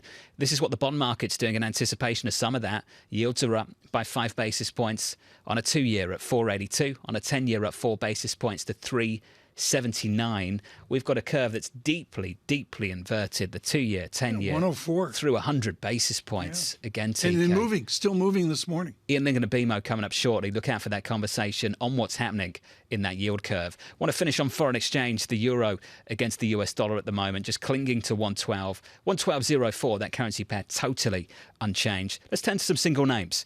And let's start with what happened after the close yesterday evening, starting with the likes of Netflix and Tesla. Tesla's down by 4.3% this morning. Elon Musk came on the call and essentially said this, Tom: it does make sense to sacrifice margins in favor of making more vehicles. We think in the not too distant future, they will have a dramatic valuation increase if they can, of course, do something with autonomous driving. So that stock's a little softer, but this is the challenge at the moment. You've had massive year-to-date gains on Tesla. Before today, up 135%. How do you encourage further gains with the earnings releases we're going to see over the next week? Or you encourage stability. I mean, with the moonshot that we've seen in a bull market nobody believed in, maybe it's just time. It's time for a timeout to just rest forward and execute the business plan, whether it's Elon Musk or it's the others. Let's keep that board up, please, and turn to Netflix as well. Netflix coming out with great subscriber growth. We'll talk about this in just a moment with Tim Nolan of Macquarie. Look out for that conversation too. But Netflix ultimately coming out with a pretty subdued outlook for revenue. The stock is down by more than 6%. If you want some good news, move away from tech and go to the cyclicals right now. Move away a lot of ways. Home builders, Tom, has just been phenomenal this year, and I think this plays into the rate story in a massive way. 5% rates at the Fed aren't the problem. They're the solution for home builders because people don't want to sell their homes right now and get a new mortgage. TK, D.R. Horton, home builder in America, beaten a raise, a big one, up 3.8% in the pre-market. Their chairman, D.R. Horton, may disagree with me, but to me it's an elite play. It's no different than the airlines. These are fancy homes for fancy people, and that's the kind of economy that we're in right now. What I would suggest, John, and this is to come forward after the tech earnings and the earnings that nobody talks about, is a continuation of the great zombie roll-up that I've been talking about for 18 months.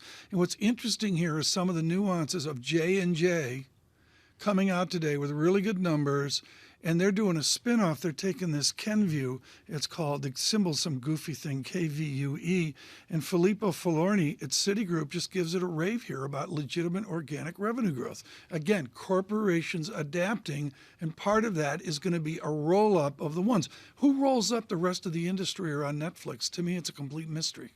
How are the others going to survive and make money with Netflix dominating? Profitability is the heart of the Who's matter. got the best position with the catalogue, the content slate, the pipeline, full content with the strike ongoing in Hollywood? I want to turn to the airlines. Let's finish there. United, American. United after the close yesterday, Tom, decent numbers from United Airlines, just riding the international travel boom in a major way. You talked about the new routes going on.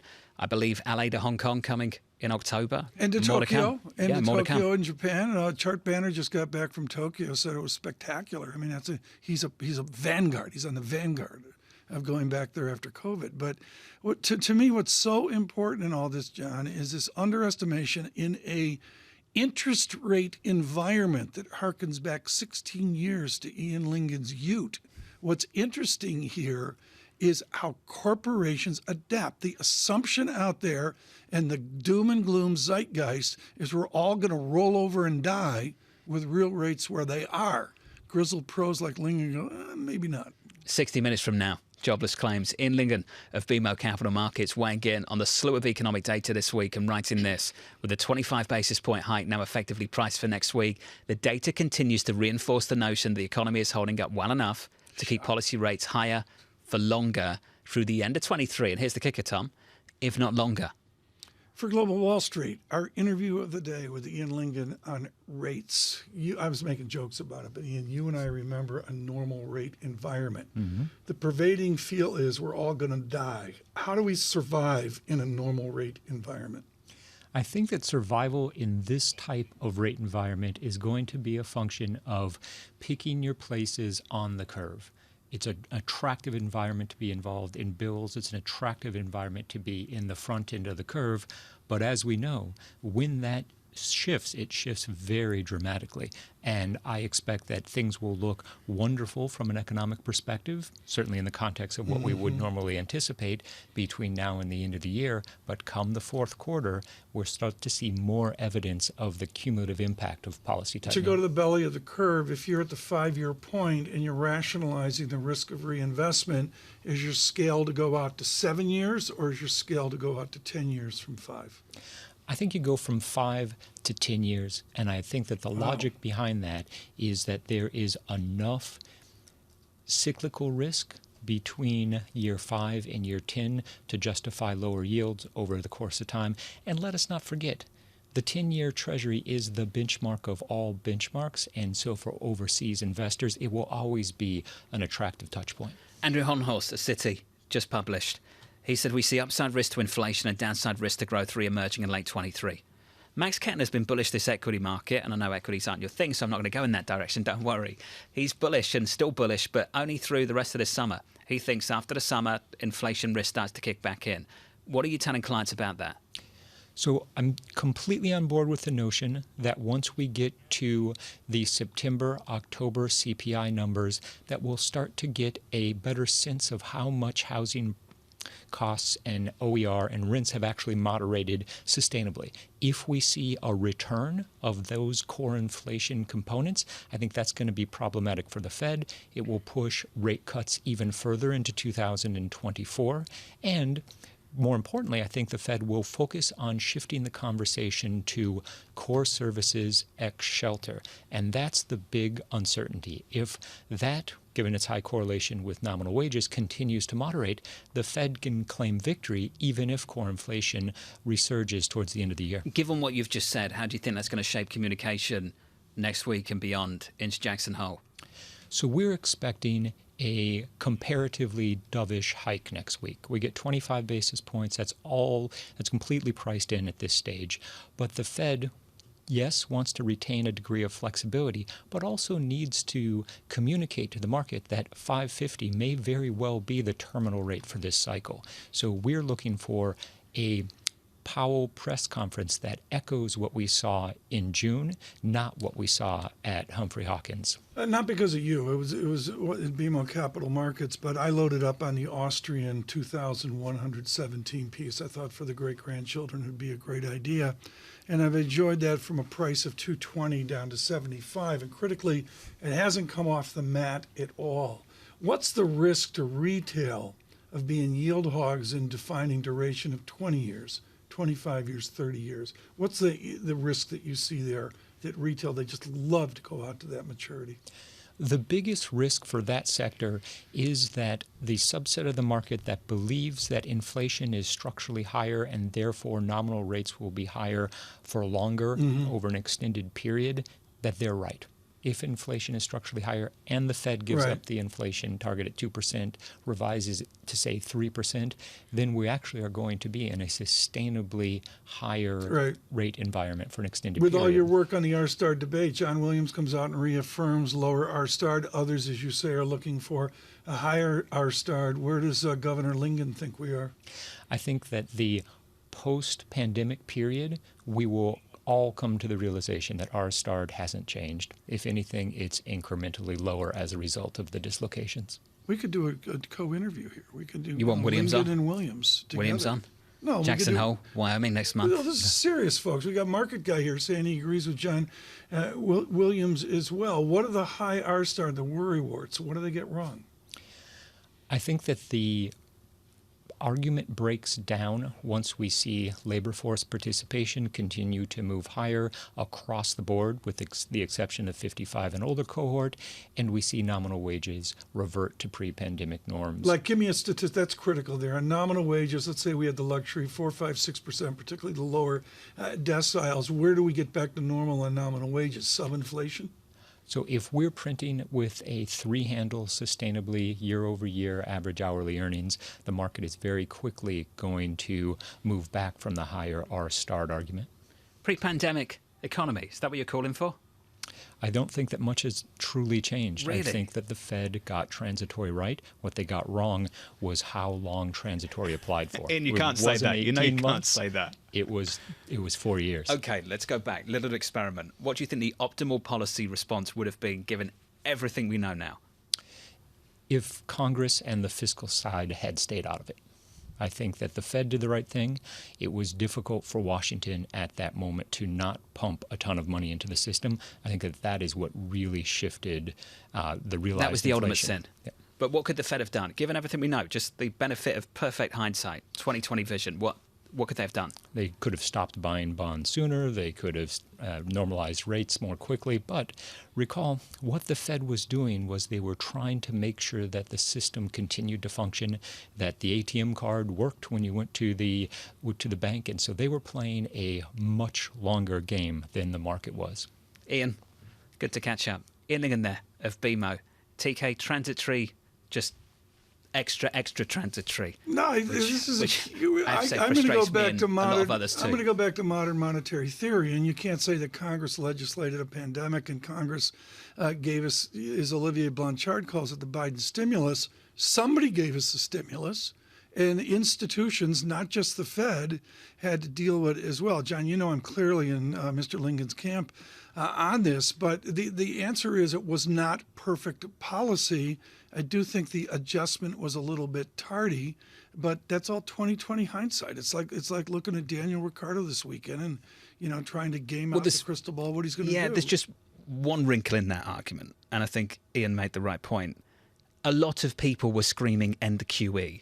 It wasn't like this sort of the balance sheet debate, out there contrarian view. The partition this is important. They were so slow. The partition of the balance sheet debate versus conventional FOMC debate was understated. If you are just tuning in, welcome to the program. Equities on the S&P relationship going negative by 0.14%. Equities right now just a bit softer. Yields a bit higher, Tom, by 3 basis points. When is our next therapy session? We're not doing those anymore. We're trying to get. Is Daniel Ricciardo coming to that as well? No, we're trying to get him with Anne Hathaway. I was impressed in that interview, Tom. You didn't call him David.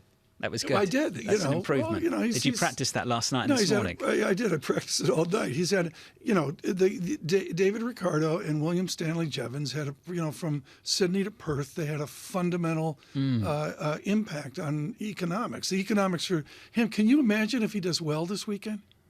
I'm not sure I still don't know what doing well is in an Alpha Tauri. What is that, scoring points? He qualies scoring at 12. Points, clearly, that's pretty good. No, he qualies at 12 and ends up at 8. That's a success. Yeah, that's a great race weekend. That was great. It's great, and I'm working on it. When is quali? Quali's Friday. It's in the morning at 7:30. Oh, so is there a sprint race? Is there a sprint race No, this it's weekend? on what we're on. Okay. We're doing Big Little on it, Didn't know that. We're doing Big Little. The 4K screen looks great. We're gonna have us here and down Teen Suites. We're gonna have qualies. I wasn't aware of that. Yeah. Okay, I'll check the calendar again. We're going to talk about Netflix in a moment. Tim Nolan of Macquarie on Netflix. Netflix down in the pre-market. They've come out with massive subs relative to expectations, but the revenue line, a little bit confusing for some people out there. So we'll talk about that in just a moment, TK. I'm going right to profitability. Yeah, and the competition too, and the strikes, the writers' strikes in Hollywood and beyond. From New York City, this is Bloomberg.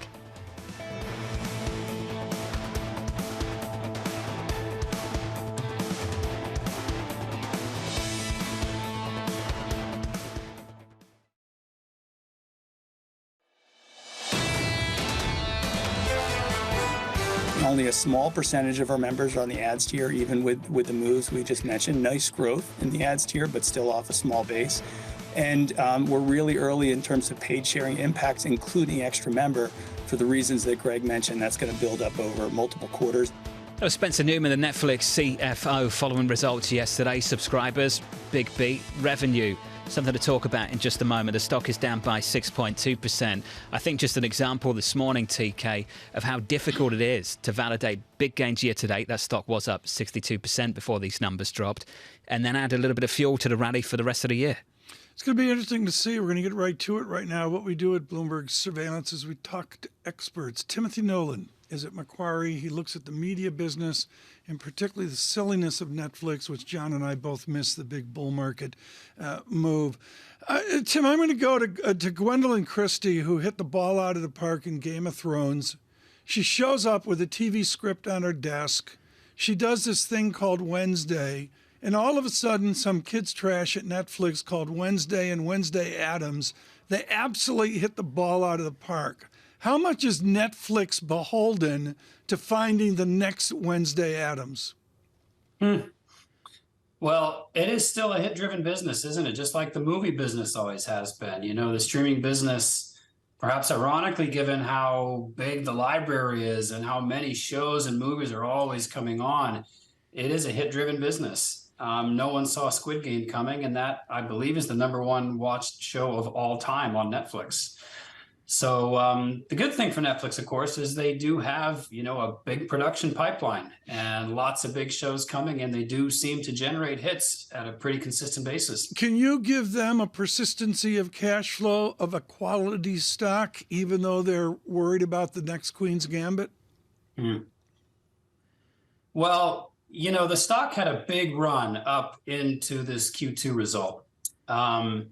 What I found a little bit puzzling about the result was that the number that investors seem to most look to is net subscriber ads. And that was the most important number to consider, especially this quarter, given the launch of the paid sharing system in the US. And as we found out, 100 countries around the world. And that was a good number, 5.9 million global net ads. That beat sell-side consensus. Maybe it didn't beat buy-side consensus. But, you know, the revenue performance was actually on the light side.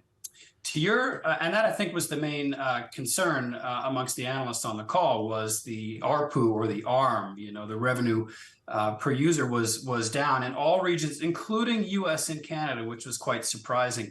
But to your question, you know, the free cash flow was strong. The guidance actually is even higher. It's now nearly $5 billion of free cash flow this year.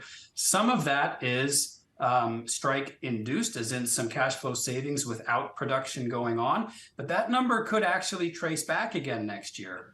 So kind of all in all, you've got a very mixed report, I would say, from Netflix. Some good, balanced by some uncertainties. Tim, can we dig into that just a little bit more? At first look yesterday, I was confused by it. How can you beat subs by that much and then come in light on revenue? How does that work? You know, we struggled with this, and I think a lot of the sell-side community was struggling with this last night as well. Part of the explanation is that outside the U.S., in I think it's over 100 international markets, Netflix actually cut price not too long ago. So that is still working its way through. So, you know, a lower average price simply means a lower ARPU or ARM, as they call it. The confusing bit was that the US and Canada was also down. And this is where they launched the paid sharing plan on May 23rd, which basically, if you get the account owner to add you on, contributes an extra $7 or $8 per month. From that member. And then anybody that doesn't ask their account owner to add them can go on and take the advertising plan, which is at least $15.50 per month, which is higher than the base plan. So it seems like that UCAN number should have gone up. Maybe a little bit of Canadian foreign exchange brought that down, but it's not really clear to me why that number was down. Still not clear to me. One thing is clear, that most people in the analyst community right now, Tim, think that these strikes are a non-event for this stock, for this company. Are you one of those? Do you agree with that? If you told me the strike will last one more week, then it's a non-event, correct. If you tell me the strike's going to go for 6 months, then it becomes an event for Netflix as well as everybody else. Now, the reason in the short term it doesn't matter so much, of course, is Netflix, as I said before, has a huge library, a huge contribution from international production, which is unaffected by Hollywood. but also just a very long pipeline. I mean, it takes at least a year, up to 2 years to make a TV series. So anything that was due to come on in September is probably already ready to go. So short-term effect, minimal. In fact, a little bit of, free cash flow bump up because of lack of spending on programming, but that's not really the point. The longer the strikes go, the more the production pipeline is frozen.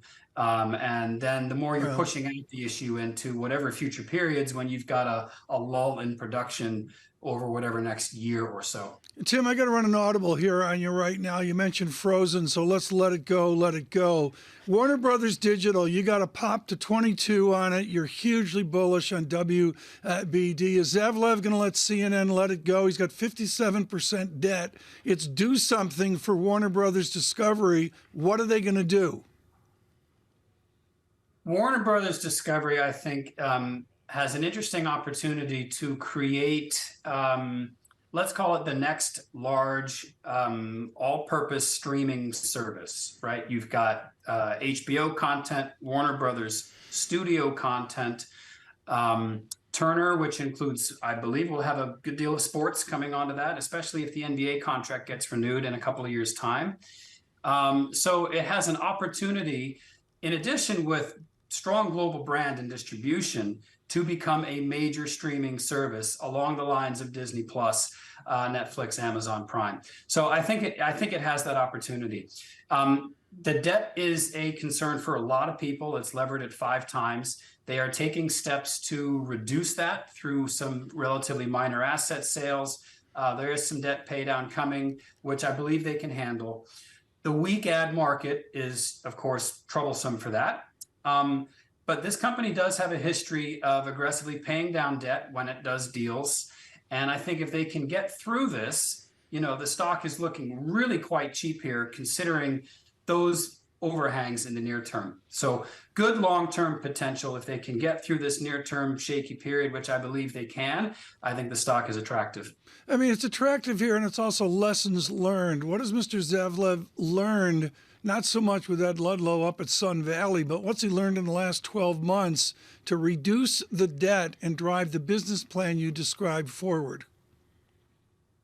Well, I would say the debt load, of course, was raised to take on the Warner Media assets. At the time, the ad market was strong. The expectation was they would generate X amount of cash, be able to pay down that debt. And the debt is laid out across lots of tranches over many years. Maybe to your point, one lesson being learned is this is a major, major undertaking to put these two companies together. It's a different kind of business, I would say Warner Media is, than Discovery and when they acquired Scripps had been. Different type of content, different demands, different viewership trends, all of that stuff. Putting all of that into one major, major enterprise with a lot of debt, a lot of cost cutting, a lot of things they found that weren't right going on inside of Warner Media when they lifted up the hood after they closed the deal. It's just been, I think, a lot to manage. And yet I still think the asset base and the opportunity is large if they can get through this near-term period. Tim, you should go. Tom's going to start singing. Tim Nolan there of Macquarie. You done with that? Where did that come from? Let it go. He said it was frozen. Do you know the words? Do I know the words? You know the words, don't you? How many times you watched that movie? Well, the worst part of it is you have a 5 or 6 year old and you're completely transfixed and everything has to do with It's just on every day. And everyone. And then Vet Bill picked up on it, so the dogs watch it They're as well. They're like barking to it. Yeah, it's sort of like, torture. Lisa's doing the Norway to Green. You mentioned it. But the fjord thing here, in Norway, Brammo's over there looking at fjords and going over to Spitsbergen and Svalbard. I've got no idea where she's going. I can tell you this. You've confused Hungary with Belgium. Can I just go there quickly? No sprint race this weekend. I had a look. No, and there's no sprint race. No, I thought you said there was a sprint race. No, there's practice and qualies. You said quali was tomorrow. No, we have it is. I think practice is tomorrow. Quali's Saturday. Oh, race and down the race Sunday. is Sunday. I'm sorry. See, you're the pro. I'm the amateur. Well, you confused me. I was going to watch quali while we were on air. Sprint race at Spa in Belgium, following week. Okay, they're in Belgium the following week. So we can watch practice tomorrow. Okay, I think we'll do that together. We'll watch it together. You come round on Join Saturday us. and We're going watch. to go big little. We'll have practice. You want to come round Saturday and watch quali together? We can do that. don't know. Up to you. We'll have an early drink. Peter a Schiff Swan Lager of Academy. You bring the beers and I'll make it happen. Great. Sounds good. Right. Futures, negative 0.1% from New York. Peter Schiff of Academy up next.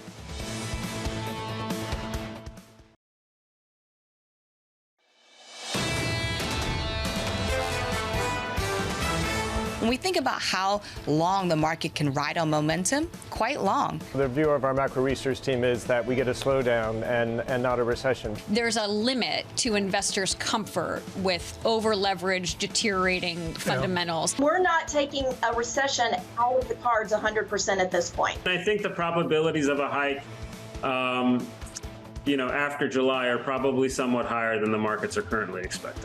This is Bloomberg Surveillance with Tom Keene, Jonathan Ferro, and Lisa Abramowicz. Good morning, everyone. Jonathan Ferro, Lisa Abramowicz, and Tom Keene on radio and television. It's Earnings Central here at Bloomberg. We welcome all of you this morning. Yes, we're looking at the Fed. We're looking at further curve inversion. OMG, 103 basis points, red and green on the screen. It doesn't matter. I'm looking at East West Bank Corp and Acacia Research and Pivotree and Twist Bioscience. What's happening? These are the companies that we don't talk about. And, it's a Lori Calvasina world. And the answer is there's all the big names we can talk about this morning, including the smart conversation we just had on Netflix. But it's just we're now into the thick of it after the bank idiocy. This is a big deal. I always say pick a stock, tell a story. You can pick a regional right now. They're attracting deposits again, but it's costing them more money. They've had a difficult year. You look at just the regional banks and you would say this economy's struggling. That's a story. If you want to pick out the home builders and you would say, well, this economy is absolutely booming. I think the home builders are one of the most fascinating stories in America and the American economy in 2023, by far. If you'd said to someone 12 months ago that 5% interest rates at a Federal Reserve wouldn't be a problem for these guys, it would be a solution because it would suffocate supply of American housing because people would be unwilling to sell their home because they were sitting on such a small interest rate on a 30-year mortgage that the home builders would be riding a monster wave. The home builders are flying. D.R. Horton this morning out with a beat and a raise, and it continues. That stock is higher in the pre-market. 30-year mortgage, 7.15%, just down from the high point as well. And John, you and I follow this, folks. I look at the 4% level, which is where John was 3 months ago, way out ahead. And the answer is that some 70% of mortgages are set under 4%, and under 6% away from the 7.15% is 90. It's a ginormous number of American people saying, I'm happy. What's going to change that supply-demand backdrop? Policy. The only way it's going to happen is some form of original banker adjustment led by, I'll pick on Bank of America, it could be somebody else as well, but other than policy adjustment, I don't see it. What's the policy adjustment of United Airlines? Business is terrible. I know. Terrible. International is 4 million booming. Flights canceled as well. You can't get a seat. That's what I know. Yeah, what's good for the stock isn't good for the consumer. Can we say that? I think we can say that. I think we can say that. Discretionary spending. We've talked lots about the airlines, talked lots about the cruise lines. Look, things are in a sweet spot right now. Consensus is they remain in a sweet spot through the summer. That's the consensus view, not my view. It's just the consensus view at the moment. You get deeper through summer, that consensus view starts to crack. Let me give you 2 quotes this morning, one from HSBC and one from Citi.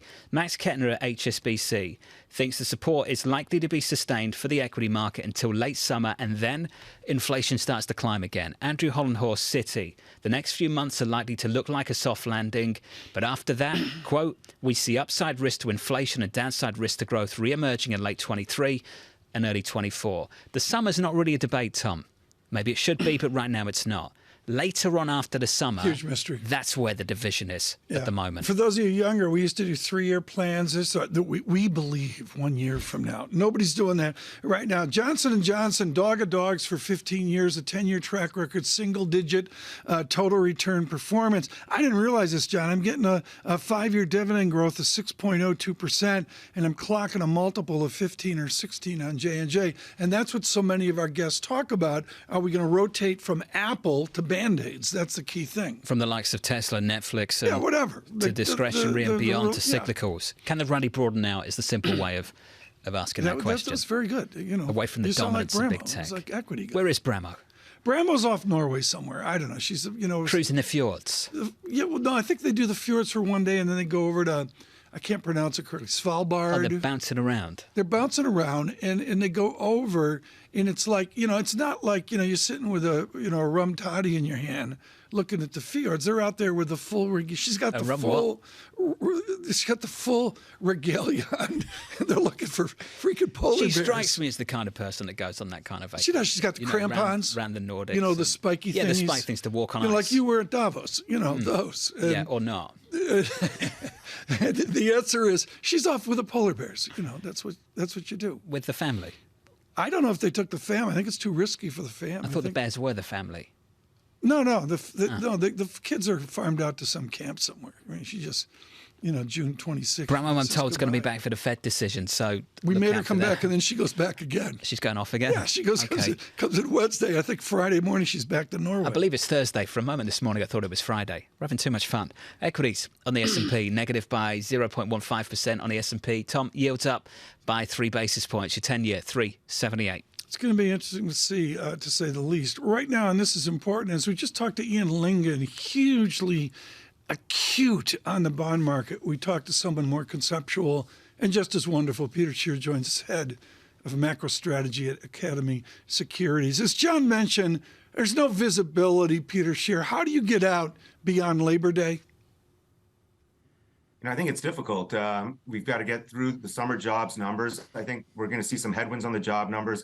I actually think we're going to see some deflationary pressure. So that's going to kick in, I think, into the fall. Right now, it's all about earnings. So far, I think they'll come in fine. I think we're going to see this rotation where the laggards get bought. Part of it driven by some of the index rebalancing that's going to go on Friday. But partly, I think people are finally seeing this trade work. So you want to own the Russell 2000, you want to own the laggards, and I think you're going to see some underperformance. So I think that's the trade for August, and September is going to be unclear. The unclear of it all redounds to nominal GDP, a statistic for real GDP plus the inflation overlay on top of it. Are you constructive that the machine can continue to develop 4% nominal GDP per year? Yeah, I think we can get to 4% nominal GDP, but if interest rates are at 5.25%, the Fed's going to have to do something, right? I think we do not want real rates above 1%. So if we start seeing nominal GDP tick down, and I think it's going to be a function of slower overall GDP and less inflation, that's what's going to try and drive the Fed's decision into late this year, early next year. Though for the next 3 to 4 months, I really think the Fed's a non-factor. They'll hike in July, and then that's about it. Let's stay in that sweet spot next 3 months. Let's work through that together, Pete. You've shifted away then to the equal weight, I believe, for the market cap weighted call on the S&P 500. Pete, what changed for you that ultimately got you round to the view that this can broaden out? I think for the last little while, you're starting to see some of the leaders not do quite as well. And you're starting to see the story broaden, right? If we are going to get some sort of a soft landing or some sort of period that's not imminent recession, I think those laggards have to be bought. That's where people are going to look. That's where the value is. And even on conceptually AI, right? If AI is really going to work, it's going to work for individual companies as they figure out how to be more strategic or get efficiencies on their strategy, on their tactical level. So I think you're going to see this chasing of that. It's been a problem trade. I'm a little bit worried it's consensus. I think people have been piling into this trade for the last month. It has not been working, but I think we're kind of poised with this earnings, this rebalancing that's going to occur on Friday, that we can finally see this catch up. Do you think that spreads, Pete, just to build on that, do you think that optimism, constructive tone around the equal weight, and sorry for speaking over you, I was eager to jump in, Pete. Do you think that spreads from... You don't have I know to you don't, but you're rude. I'm not. Yeah, okay, thank Do you think, Pete, that spreads from equity to credit? Because high yield spreads are still pretty darn tight going into all this. Yeah, I think credit's going to help lead the way, right? I think you're going to see credit spreads continue to grind tighter. There's a lot of fear every once in a while. People are talking about this wall of debt maturities in the high yield market. I think right now it's still providing attractive yield. The overall quality of issuer is better. The banks have been getting rid of some of their kind of hung inventory, some of their bad commitments made, during the peak. And with lack of supply, especially in the IG side, I think spreads grind tighter. That's very supportive. And if high yield spreads can go further tighter, that does tend to tie really well into a rally in the Russell 2000. So, Pete, constructive on stocks, equal weight and small cap at the end there on the Russell. Constructive on high yield credit as well. Here's a risk factor. Real estate. Can you just weigh in on commercial real estate, Pete, and why you don't think that's going to be a broad problem? You think it's going to be a local, regional problem? Yeah, I think it's going to be very local. You're going to have areas, I think, like San Francisco, where there was a lot of money invested at the peak, where work from home is going to continue. As people start seeing a little bit more pressure moving away from work from home, I think that'll help some of the CRE space. Plus, these things do take time to, bleed out. And even want to tie back to some of your comments earlier about home builders. I think the one thing that doesn't get talked about enough about the home builders is this trend of where people are moving. So home builders can do very well when people are moving to new areas. And so that trend away from some of the cities into other regions really helps home builders. So I'm looking at more and more, I'm trying to get down in the economy, looking at it region by region, because I think we are starting to see the separation. And that's one thing, if you kind of caught that on home builders, you would have seen, with everyone moving to Tennessee, Florida, Texas, there's a great opportunity for home builders, even with higher mortgage rates. So I think that translates very similarly into CRE. There's going to be some problem areas, there's going to be some good areas, but even the problem areas are going to take longer to play out, I think, than people expect. So tell me the trade. Is that long Texas, short New Jersey? What is it? As a contrarian, I want to start getting long the other stuff. So I've been long some of these CRE stocks for a little while. I've been pairing gains in that just because, everyone was so doom and gloom. And I think that's one of the things we look at when everyone loves to talk about the great financial crisis. That took years to play out, right? It took a long period of time. I think it was the summer of 2007 when Merrill Lynch had to cut the dividend. And it wasn't until October 2008 that you had Lehman moment, quote unquote moment. So I think people got a bit ahead of themselves. Banks have a lot of leeway to figure these things out.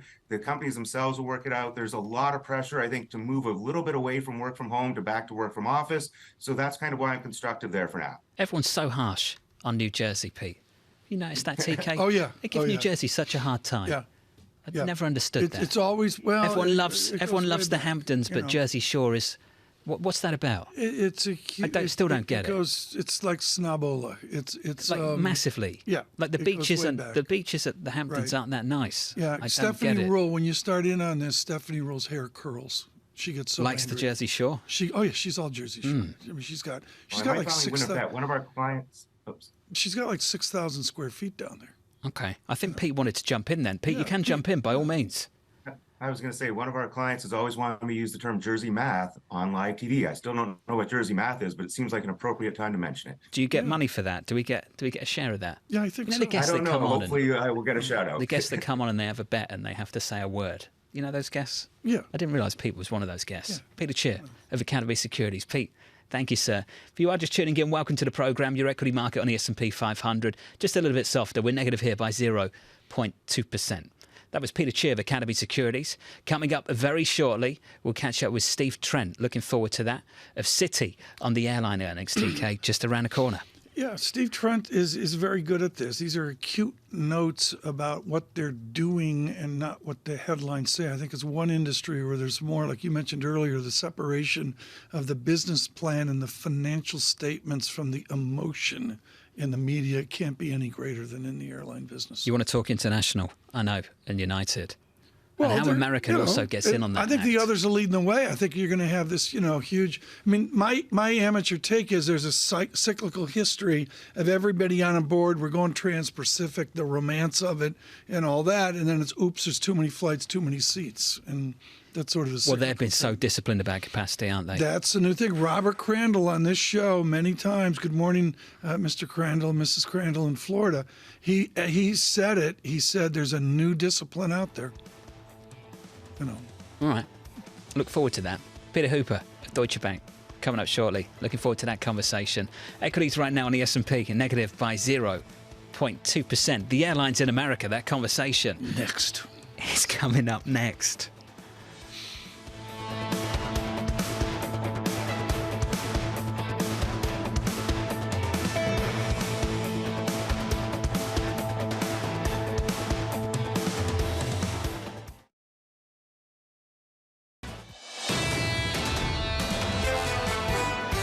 There's more upside to the economy than not, but we're growing above potential. And that means that whatever unemployment rate increase you see sort of bobbing around 3.5%, I mean, it's probably going to be short-lived.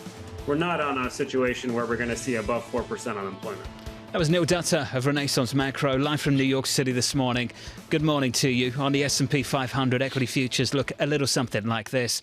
Equities are negative by 0.2%. Tons of earnings out there. We'll get to the airlines in just a moment. Yields are higher by 4 basis points, 378.94. In the commodity market, crude is higher by 0.2%, 75.50. Tom, wheat prices just absolutely surging. Yeah, we haven't talked about this over the last 3 days. Thank you. As you're aware, the US has warned that Russia has laid mines at Ukrainian grain ports. There is huge concern about supply out of that country now. I'd watch markets because markets watch not the speculation, but the tangible news flow out there, as Henry Horton briefed us on earlier. And I really want to emphasize the people off the radar on this. This is an active story in Ukraine. At this hour, Admiral Stavridis was with us yesterday. The force of his language about the to-do list for America as Ukraine devolves in the South into World War I-like warfare is tangible. And just to squeeze in this headline from Ukraine just moments ago, the ships heading to Russia, Black Sea ports, maybe targets. That headline, Tom, just dropping seconds ago. We'll move on, but this is something we'll watch today and look for balance of power tonight, where I'm sure Mr. Matthew and Ms. Orden will brief us on Ukraine and on the American response. This is a joy right now. Steve Trent is known for writing acutely detailed change notes on the airline business out of Stuyvesant and Penn, holding on the Dartmouth bubble for 4 years or whatever. I think he took Tuck into a 6-year program just to hang out with his LL Beans on up in Dartmouth. Steve Trent of Citigroup joins us this morning. You learned at Tuck under Matt Slaughter and the rest of them that business plans matter and strategic vision matters. Which United States airline has the best Tuck-like business plan? Well, first off, thanks for having me on and for the warm welcome. I super appreciate that. When we think about the U.S. airlines, I'm impressed with Delta. And I also think that United knows what it's doing in terms of its long-term fleeting efforts. And Delta Airlines as well, I would say both of them, what we're seeing on international long haul, that's really the place where I think 1 year from now, we're going to be talking about how good the unit revenue is. And those two carriers, I think, look very well positioned for that longer term upside. And I think their strategy on that regard has been intentional. Steve, why isn't American in that sweet spot? You know, in American's case, they have definitely done a better job. You know, the 2Q print was above the street. When we think about how they're set up structurally, they just don't have as much metal on those transatlantic or trans-Pacific exposures on those corridors. So they won't have as much as the upside. You know, you can kind of also dig down deeper, for example, into co-branded credit card and loyalty. That's a piece of the pie that elements of the market ignore sometimes.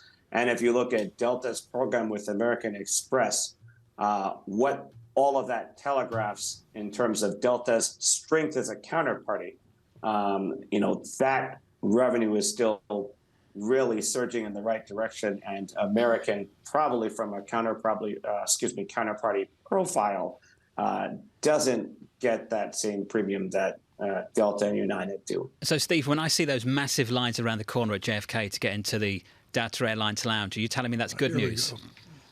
You know, that might not always be the best news for the consumer.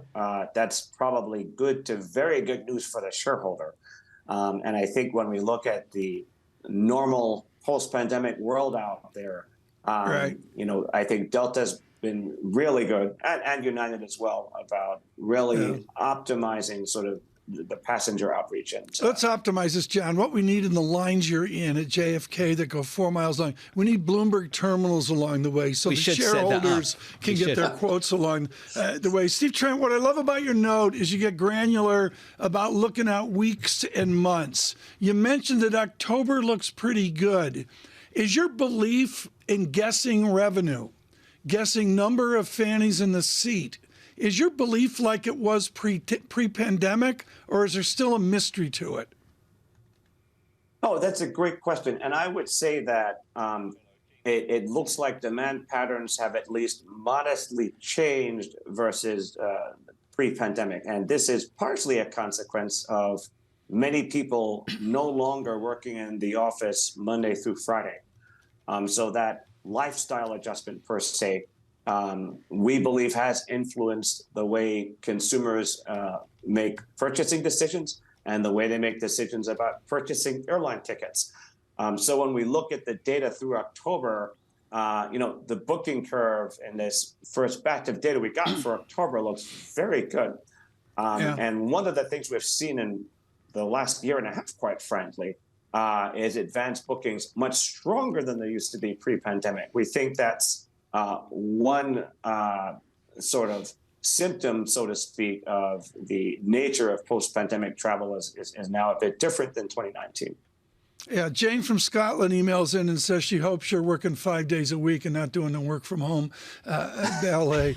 Steve Trent, when you look at the aviation business, and I'm going to go back to the wonderful conversations I had with one of my heroes, Robert Crandall, who basically invented, some would say, the price discrimination of the cabin.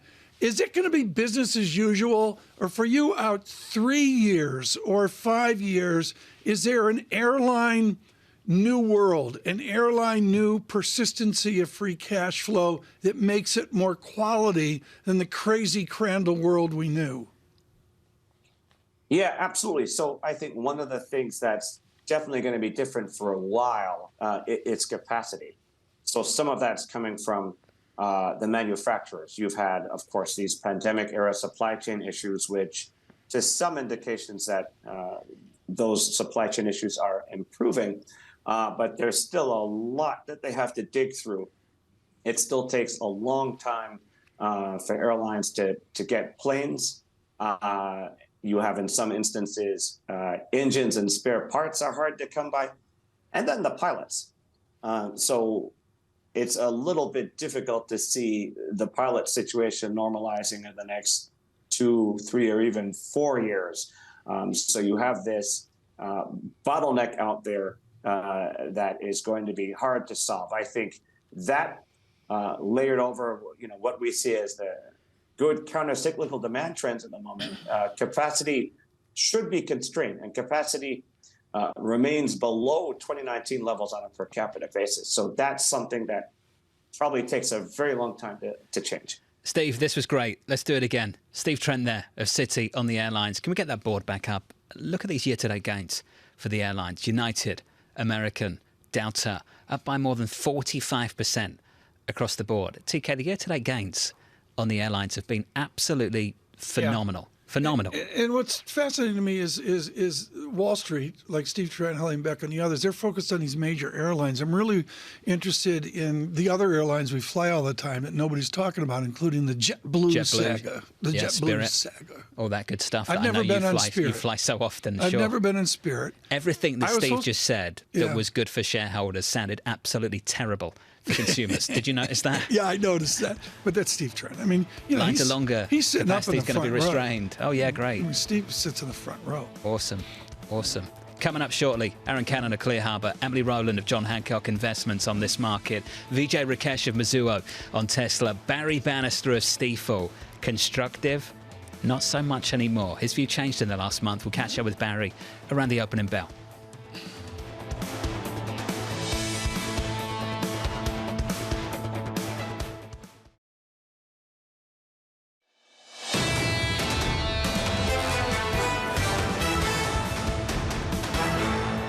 Bloomberg Surveillance. Good morning, everyone, on a Thursday. And, of course, Thursday means claims. There's any number of ways of looking at claims. I look at the 4-week moving average. I've got that luxury. But Michael McKee has to really dive into the minutia here of the actual survey data here in 8 seconds and also the revised numbers. I would suggest recently revised numbers have taken on a new importance in weight. 240,000 is the survey.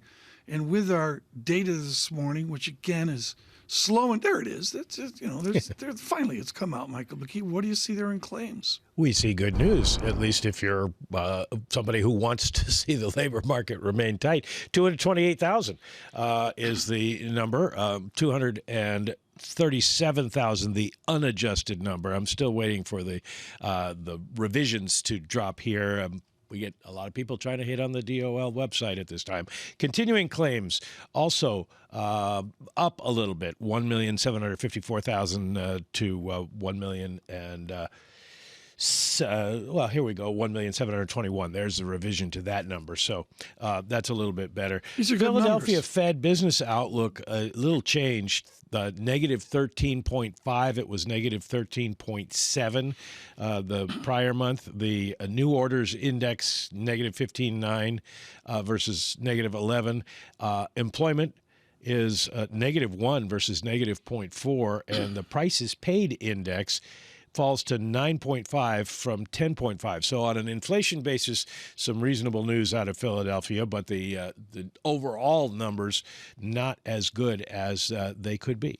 A churn to the market here, to say the least. Running green on the screen here. Dow positive, but SPX negative 11 on the Standard & Poor's 500. Yields mark a little bit higher, 7 basis points, 4.84% in the 2-year yield. Michael, I want to get out in front of home sales, 10 a.m. and off to Case-Shiller on July 24. Does the Fed care about the housing market, or is it tangential to the debate?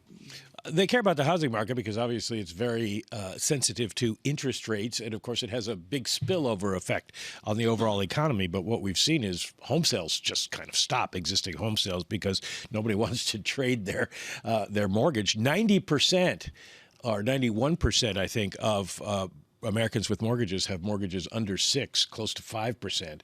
And now you're looking at 7% as a national average. So who wants to do that? Which means everybody piling into new home sales, which we get next week.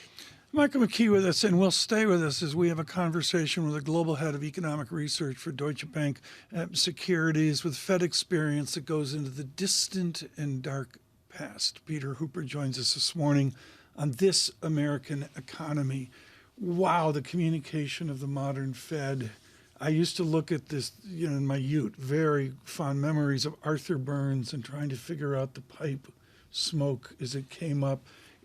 Well, you have seen the Fed from Burnsian smoke analysis to which sandwich Greenspan's having, Larry Myers furious at the lack of communication, to a dot dispersion and all that we see now. Has this communication been fed from Peter Hooper with Burns all the way here to Powell? There's been a remarkable transition in Fed communication, of course, over the period you're talking about. Used to be that Greenspan was happy if the two newspapers came out with opposing articles about opposing headlines about what the Fed had just done. Fed tightens, Fed eases.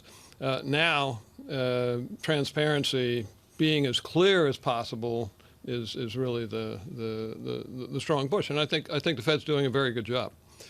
I think this what we're in the middle of right now is a Fed that has slowed to the pace of a rate hike every other meeting, and it's the off meeting when they're hiking rates, which gives them a chance in the on meeting when they do their new forecast to give us a clear signal which way we might go in the next meeting. Their optionality forward, given whatever the data is, and if we understand they have to work after the fact, they have to work ex post, do they right now, to Jackson Hole and beyond, do they have good optionality of which way to move?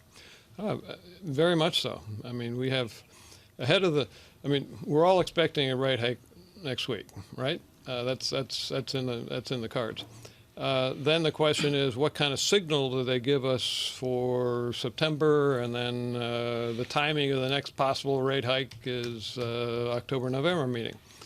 We're going to have three more employment reports, 3 more inflation reports. In fact, 2 more of each before they can give us a signal in September about the possibility of moving again in October and November. Their current forecast, their median SEP, says they will go in October, November.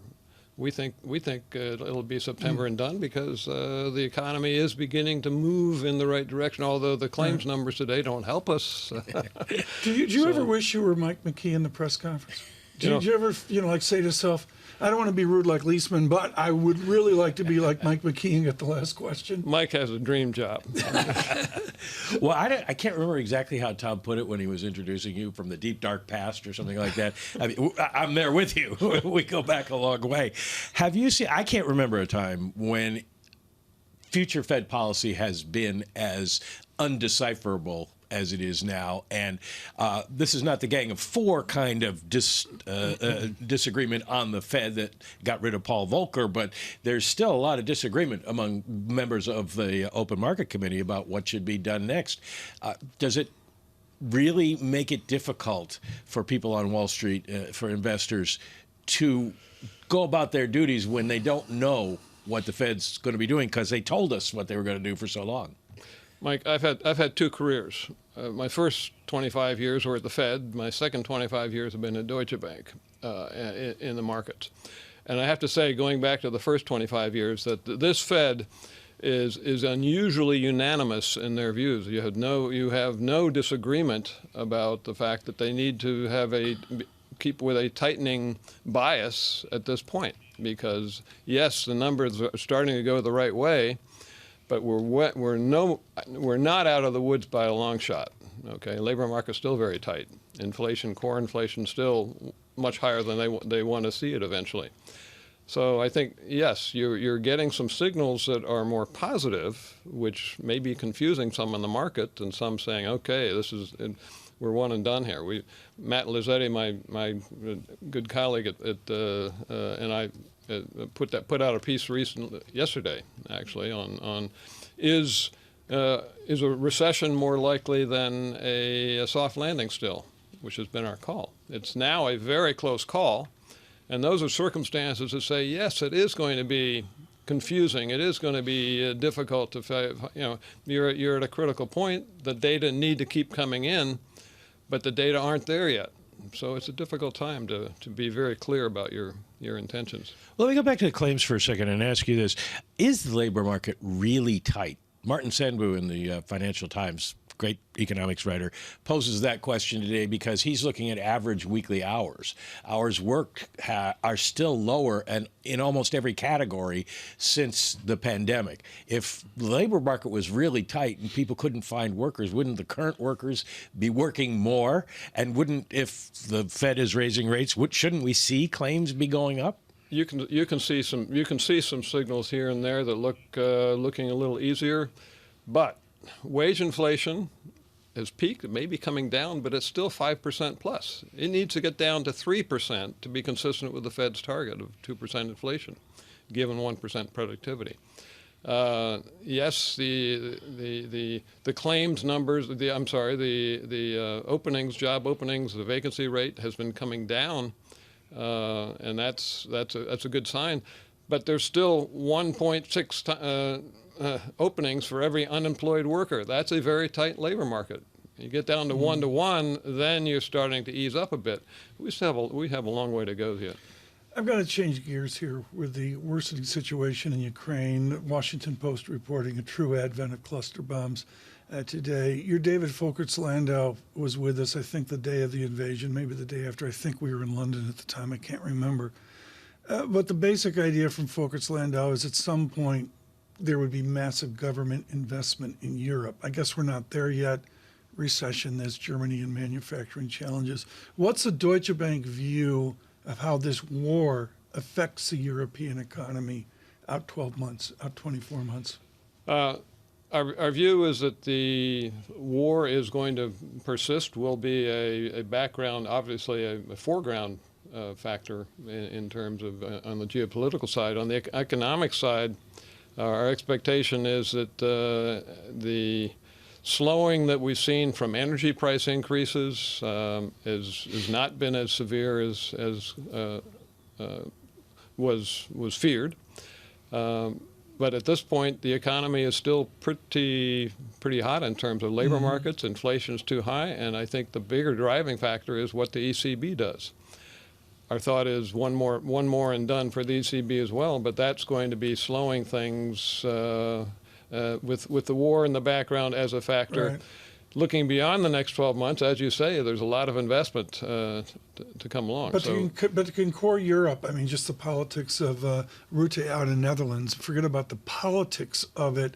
Is a core of Europe have a hawkish tilt that Lagarde and company can't ignore? Well, listening to Klaus Knott this week turned a little bit more dovish. I mean, saying, look, we may be, it may be one and done. That's a possibility. So the core of Europe is concerned about the inflation picture, certainly, and it wants to see the ECB follow through as needed. But I think the picture in Europe is as in the U.S., you are beginning to see some signs that will be helping us out.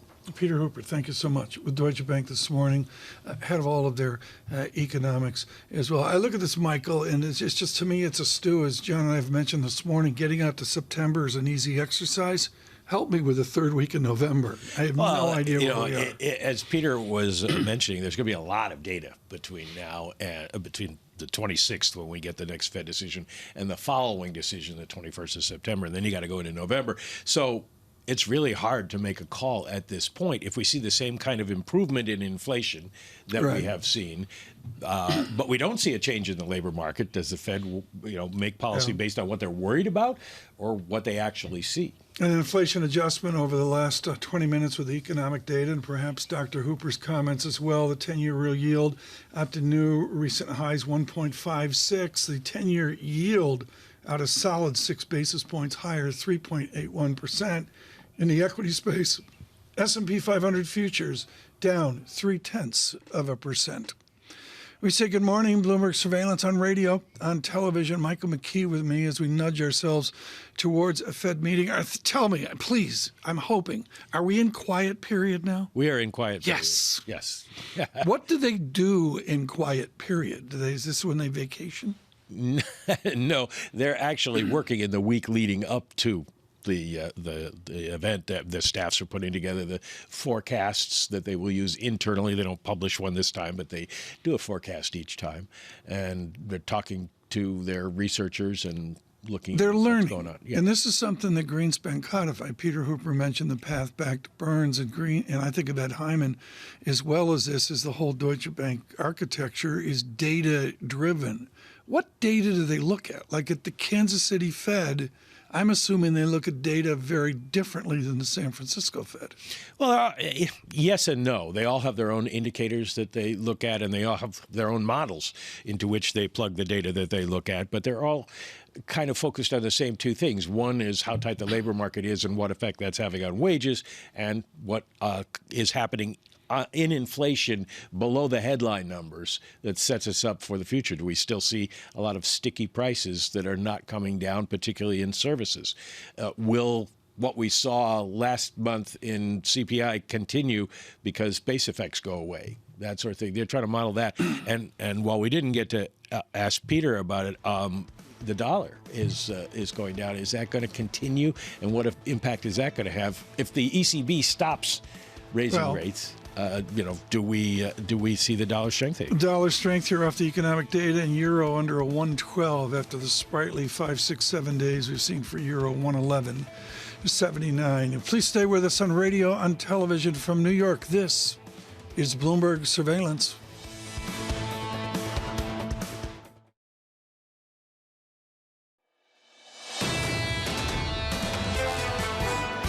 Actually think is there's probably some scope for resilience still at the high end of the high yield spectrum, specifically because supply has been so low. Over time, I would expect there to be a bit more weakness in that market as we see defaults flow through, as we see risk premium rebuild. Importantly, we don't view a recession as a necessary ingredient for an uptick in defaults.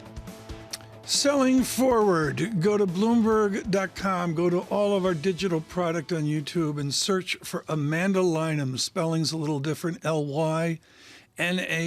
This was a tour de force conversation on commercial real estate. For those of you from sea to shining sea, this may not be a focus. I can tell you, in any urban environment with skyscrapers over 20 or 30 stories, this is absolutely front and center. It's ugly out there. Amanda Lynham of BlackRock was just really, really quite good. Red and green on the screen right now. SPX a negative 12 on futures. NASDAQ down 0.8%, giving us some Netflix and Tesla angst as well. Bloomberg Technology will have full coverage of that this afternoon. The VIX prints a 14 crisis out of a 13 handle of 14, shows a true tension in this bear market to come. Bitcoin above 30,000, and John Farrell made me quote that as well. Yield space showing, though, the economic data with 104 is a 2-10 spread. That's a big number. We've had further inversion here, maybe a little bit of inflation angst out there. Right now, and this is a joy, we are going to stop in the doldrums of July. It's not the killer heat in New York it's been. It's a little bit hot, but we're just going to stop on a lazy Thursday morning with someone with courage to participate in the market. She is Gina Martin Adams, Chief Equity Strategist at Bloomberg Intelligence. You know the maxim, Gina. We both flunked this in the CFA exam.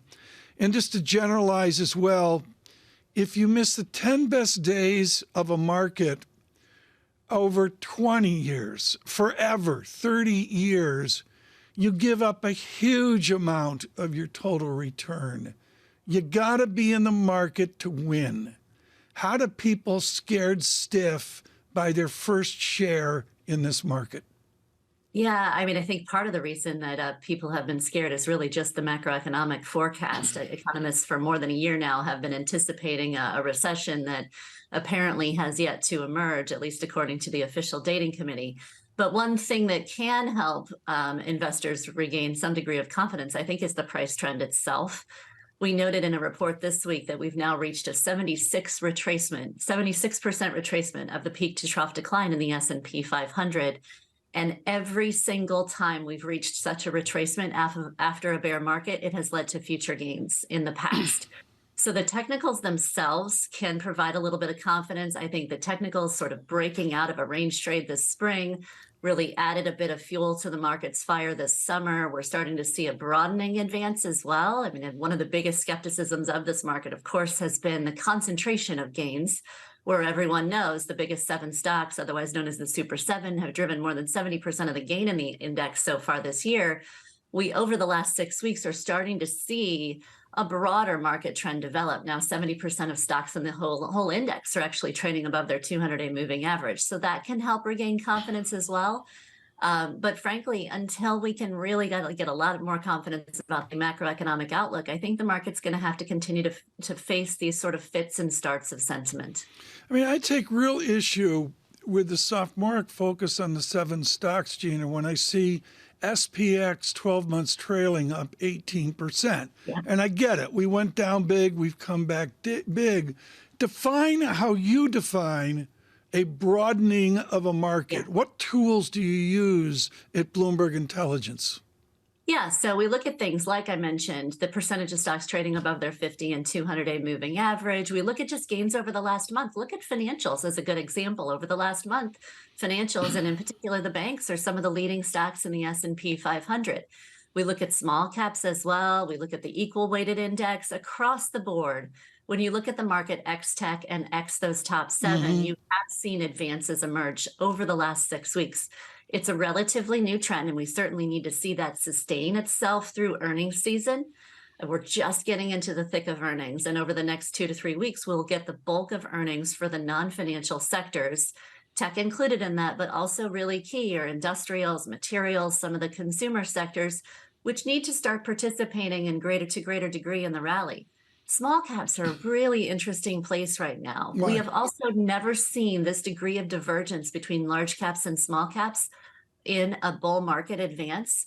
So if large caps are telling you you're now in a new bull market, according to historical evidence, small caps, however, have only retraced less than 40% of their decline so far. That degree of divergence has never been seen before following a bear market rally. or a new bull market emerging. So I do think that we want to watch small caps really carefully. Look at the profitable enterprises in small caps for signs of broadening, signs of healing. And that would lead to much better economic conditions, which could address that sentiment issue we were talking about before. You know, I'm looking, Gina, at my theme for Thursday with it's Profitability Thursday. And I take this from Meghnad Desai of the London School of Economics, who said profitability was everything. That's fine, but this isn't grab, dot, and coddle net income. How does Gina Martin Adams define profitability? Is it free cash flow? Is it some special ratio? I don't know.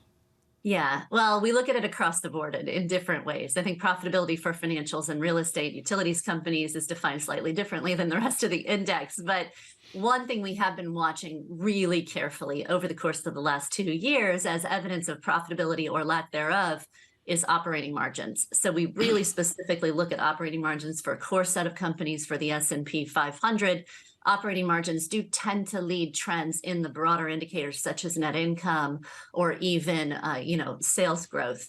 So what we do want to see is operating margins continue to heal. Now, the good news here is that excluding the energy sector, which remember is a huge input to the rest of the index, operating margins did show their first sign of improvement in the first quarter earnings season. We need to see that continue in the reporting of the second quarter over the next several weeks. This is the most important line for us to watch, in my opinion. Down the income statement, do operating margins improve because of cost cutting? Yes. Or do operating margins improve because revenues surprise higher? Yeah, I think this is an excellent point and something we obviously are watching really carefully as well.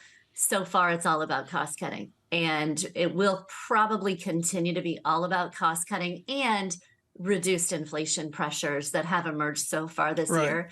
That's typically enough at this stage in the cycle. It's typically enough to see cost cutting and reduced inflation pressures start to ease worries about the earnings stream.